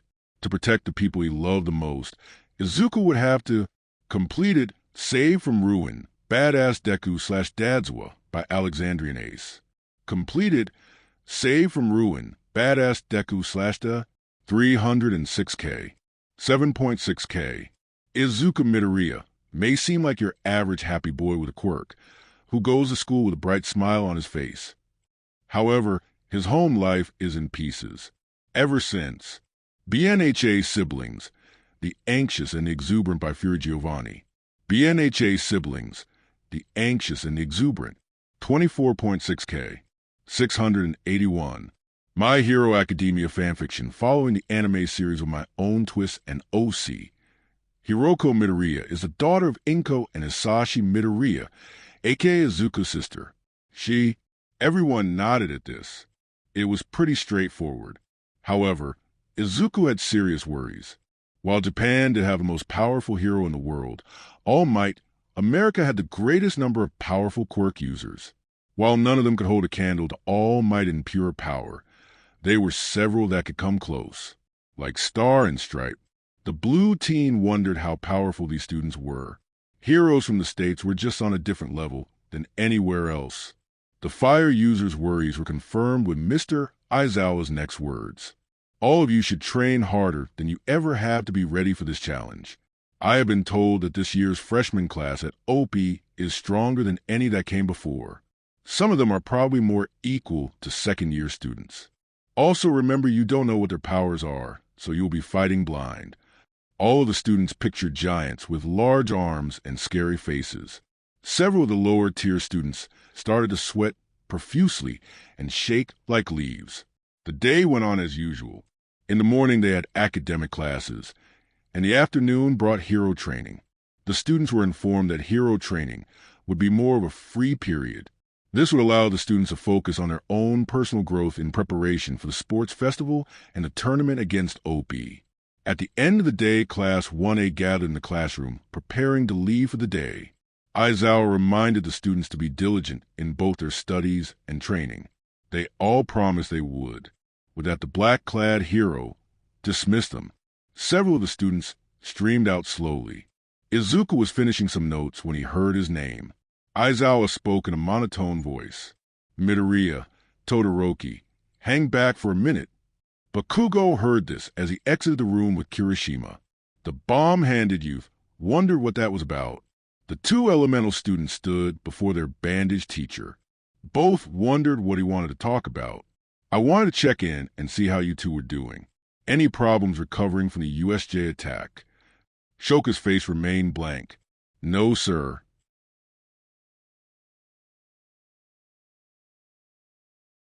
Izuku rubbed the back of his head, slightly embarrassed. Well, I was out cold for 3 days, Mr. Aizawa. Other than that, I am back to full strength. Good to hear. In addition, I want to let the two of you know there is something unique about the upcoming OP tournament. Both teams got perplexed looks on their faces. I plan to tell your classmates this tomorrow, but I wanted to speak to you two beforehand since it involves you. Special conditions that involve us. The two youths thought at the same time. Aizawa continued. I am told Headmaster Kulex asked the two of you to be in the final 8 for the tournament. Shoka looked cool and collected, but she was curious. Izuku fell over backward from surprise. His face was the portrait of freaked out. It took Izuku a moment to calm down from the news. It was quite the shock. After a few moments, he stood back up and took a deep breath. Sorry about that. Why did they want us in the finals, sir? You both are aware that the Safety Commission covered up your involvement in the USJ attack. As far as the public is concerned, you two were just caught in a villain attack. Both students nodded.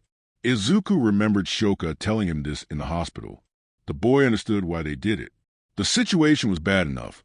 If you added that an unlicensed first-year student stopped a major villain attack, who knows what the reaction would be? Apparently, the OP headmaster is more intelligent than most. He deduced the truth about the events at the USJ. He placed you both at the center of the event. Shoka spoke in a measured tone. Should we be worried, sir? Aizawa looked the girl in the eye. Fear not. Kulex may be a wild card, but he's a good man and teacher. He wouldn't threaten the careers and lives of young heroes like yourself. Both students were glad to hear that. The more they heard about this man, Kulex, the more they wondered about him. Anyways, Kulex asked that you two be in the finals, so that his first years can face our best. Since Principal Nizu already agreed to it, you two will not be taking part in the normal sports festival activities. I want you both at your best to face the OP students. Shoka posed a question. Are these hero students really that formidable, Mr. Aizawa? More than that, OP is a hero course like UA, but it has one noticeable difference. Kulex founded his academy to prepare for the coming of the singularity. That one word sent chills down Shoka and Izuku's backs. Both of them knew Aizawa meant the quirk singularity. It was a doomsday theory that stated quirks would continue to grow stronger and more complex until they could no longer be controlled. It caused most of society to worry about the future of superhuman society. Whether you believe it or not, it's obvious that quirks are getting more powerful. He pointed to the two of them as if saying, case in point. Most of their students have overpowered quirks. You two need to be ready. There may be rules, but this lot won't hold back. The two said they would train extra hard in the coming days. Aizawa nodded in approval, and then told them they were dismissed and left the room. Izuku rubbed his chin in deep thought. Many thoughts went through his head, his face contorted in a worried expression. Shoka smiled at the blue teen. She thought he was cute when he worried. However, she didn't want his handsome face to freeze like that. What's wrong, Aizu? I was thinking of doing some research on our opponents. A little background can't hurt. Not a bad idea. Make sure you take notes. Now how about we head home? My mother would be very upset if we were late for dinner. You know she loves it when you visit. I do love her cooking almost as much as yours, Shoka. Izuku went over and opened the door for Shoka. As the two exited the door, who should be standing there except Bakugo? The bombastic teen's eyes were glowing red. His teeth gritted to the point of breaking. His face was painted with sheer frustration. Shoka got a curious look on her face. She leaned over to Izuku and spoke into his ear. Aizu, what is up with Bakugo's face? It looks more menacing than usual. I'm afraid he might break his teeth. Izuku spoke back in a not-so-hushed whisper. That's I'm about to nuke someone's face. He must have listened in on our conversation with Mr. Aizawa. At that moment, Bakugo shouted at the top of his lungs. That's right, Firefly. I heard all about your special treatment. How dare you and the Ice Queen get ahead of me even before the fight begins? Izuku gestured for Bakugo to calm down as he spoke. Kakin, we had nothing. Save it. I'll show you. I'll murder everyone else until I reach you in the finals. Then I will double murder you both. With that boisterous exclamation, Bakugo stomped out of the building. Izuku ran his hand over the back of his head nervously. That was some reaction. Shoka got a disguised look on her face. It was a loud reaction. However, it's how I expected him to take it. The blue teen got a worried look on his face. You think the others will react like that? Shoka took a deep breath. Well, at that moment, another loud voice responded. No way, man, they'll be pumped. The teens turned toward the voice. It was Kirishima. They remembered seeing him exit the room with Bakugo. He must have hung back and overheard their conversation with Aizawa. Shoka kept a level tone. You think so, Kirishima? The spiky-head youth gave a big thumbs up to the pair. You know it. A few of them might be a little jealous, but most of them will understand. Both teens smiled at that. They had felt kind of bad at being given such an opportunity. It felt like they were being placed above their peers unfairly. At that moment of introspection, Kirishima continued. I mean, most of us know how strong you both are after the USJ. The way you two took out that bird guy was crazy. Must be nice having powers you can blast the whole field with. The earnest teen then looked down at his right hand. Makes me feel a little down on myself. I mean, next to that big blast Midoriya did, and your ice wall Todoroki, it makes my power seem so insignificant. Kirishima clenched his fist in frustration. His eyes were shut tight at that moment. His razor-sharp teeth were gritted to the point of breaking. It was clear he had been affected by his classmates' huge display of power. Who could blame him? It did place a barrier between them. None of the others could hope to pull something like that off. Izuku walked up to his stewing classmate. He placed his hand on the rocky teen's shoulder. Don't judge your power against ours, Kirishima. It isn't a fair comparison. Kirishima got tears in the corner of his eyes. You mean that, Midoriya? I do. Your power may be simple, but it would be much better in a close quarters fight. In such a situation, my power would be ineffective. It would cause more damage than anything. An excited grin broke out across the red-eyed boy's face. Thanks, Midoriya. Izuku wanted to ask him about any changes he was experiencing from the orb, but he felt this was not the time. The boy left with a smile on his face. This sight did his two classmates a world of good. Shoka then had an idea. You know, it might be better if we told everyone before tomorrow. That might let them get all their crazy out. Izuku nodded. You have a point. We would have to call them. That could take a while. Shoka dug her phone out of her bag. Not as long as you think. The girl pulled up her messaging app and typed out a simple text. The text was simple and straightforward. It explained everything Aizawa had said to them and why it was being done. Izuku came around and looked over her arm as she did so. The first thing he noticed was a name on the text. His eyes bugged out of his head at that. Mina Ishido. Is this a good idea, Shoka? It is the fastest way to tell everyone. Mina may have the lowest grade in the class, but she is a first-rate gossip. She will tell everyone within the hour. Izuku did not know about this plan. However, he knew Shoka was right. Ishido was the leader of the grapevine in Class 1A. If you wanted to get information to everyone, she was the way to do it. Shoka finished the text with the words, "Don't tell anyone about this." She assured Izuku that would get the information out faster. With that, she hit send, and the information was out. Within a few moments, the class message group was alive with the sounds of gossip. Izuku trusted his girl knew what she was doing, but found the method quite odd. Shoka put her phone back in her bag. She smiled at Izuku. Now, let's get going. Dinner with the family awaits. Mom will kill us if we are late. Izuku nodded at this. Eating Rei's food cold would be a crime. He reached out his hand and took Shoka's in his. Her cold aura sent chills up his arm. At the same time, Izuku's touch sent a deep and penetrating warmth through the white-haired girl's body. Both teens smiled at the contact. They then walked out of the school together.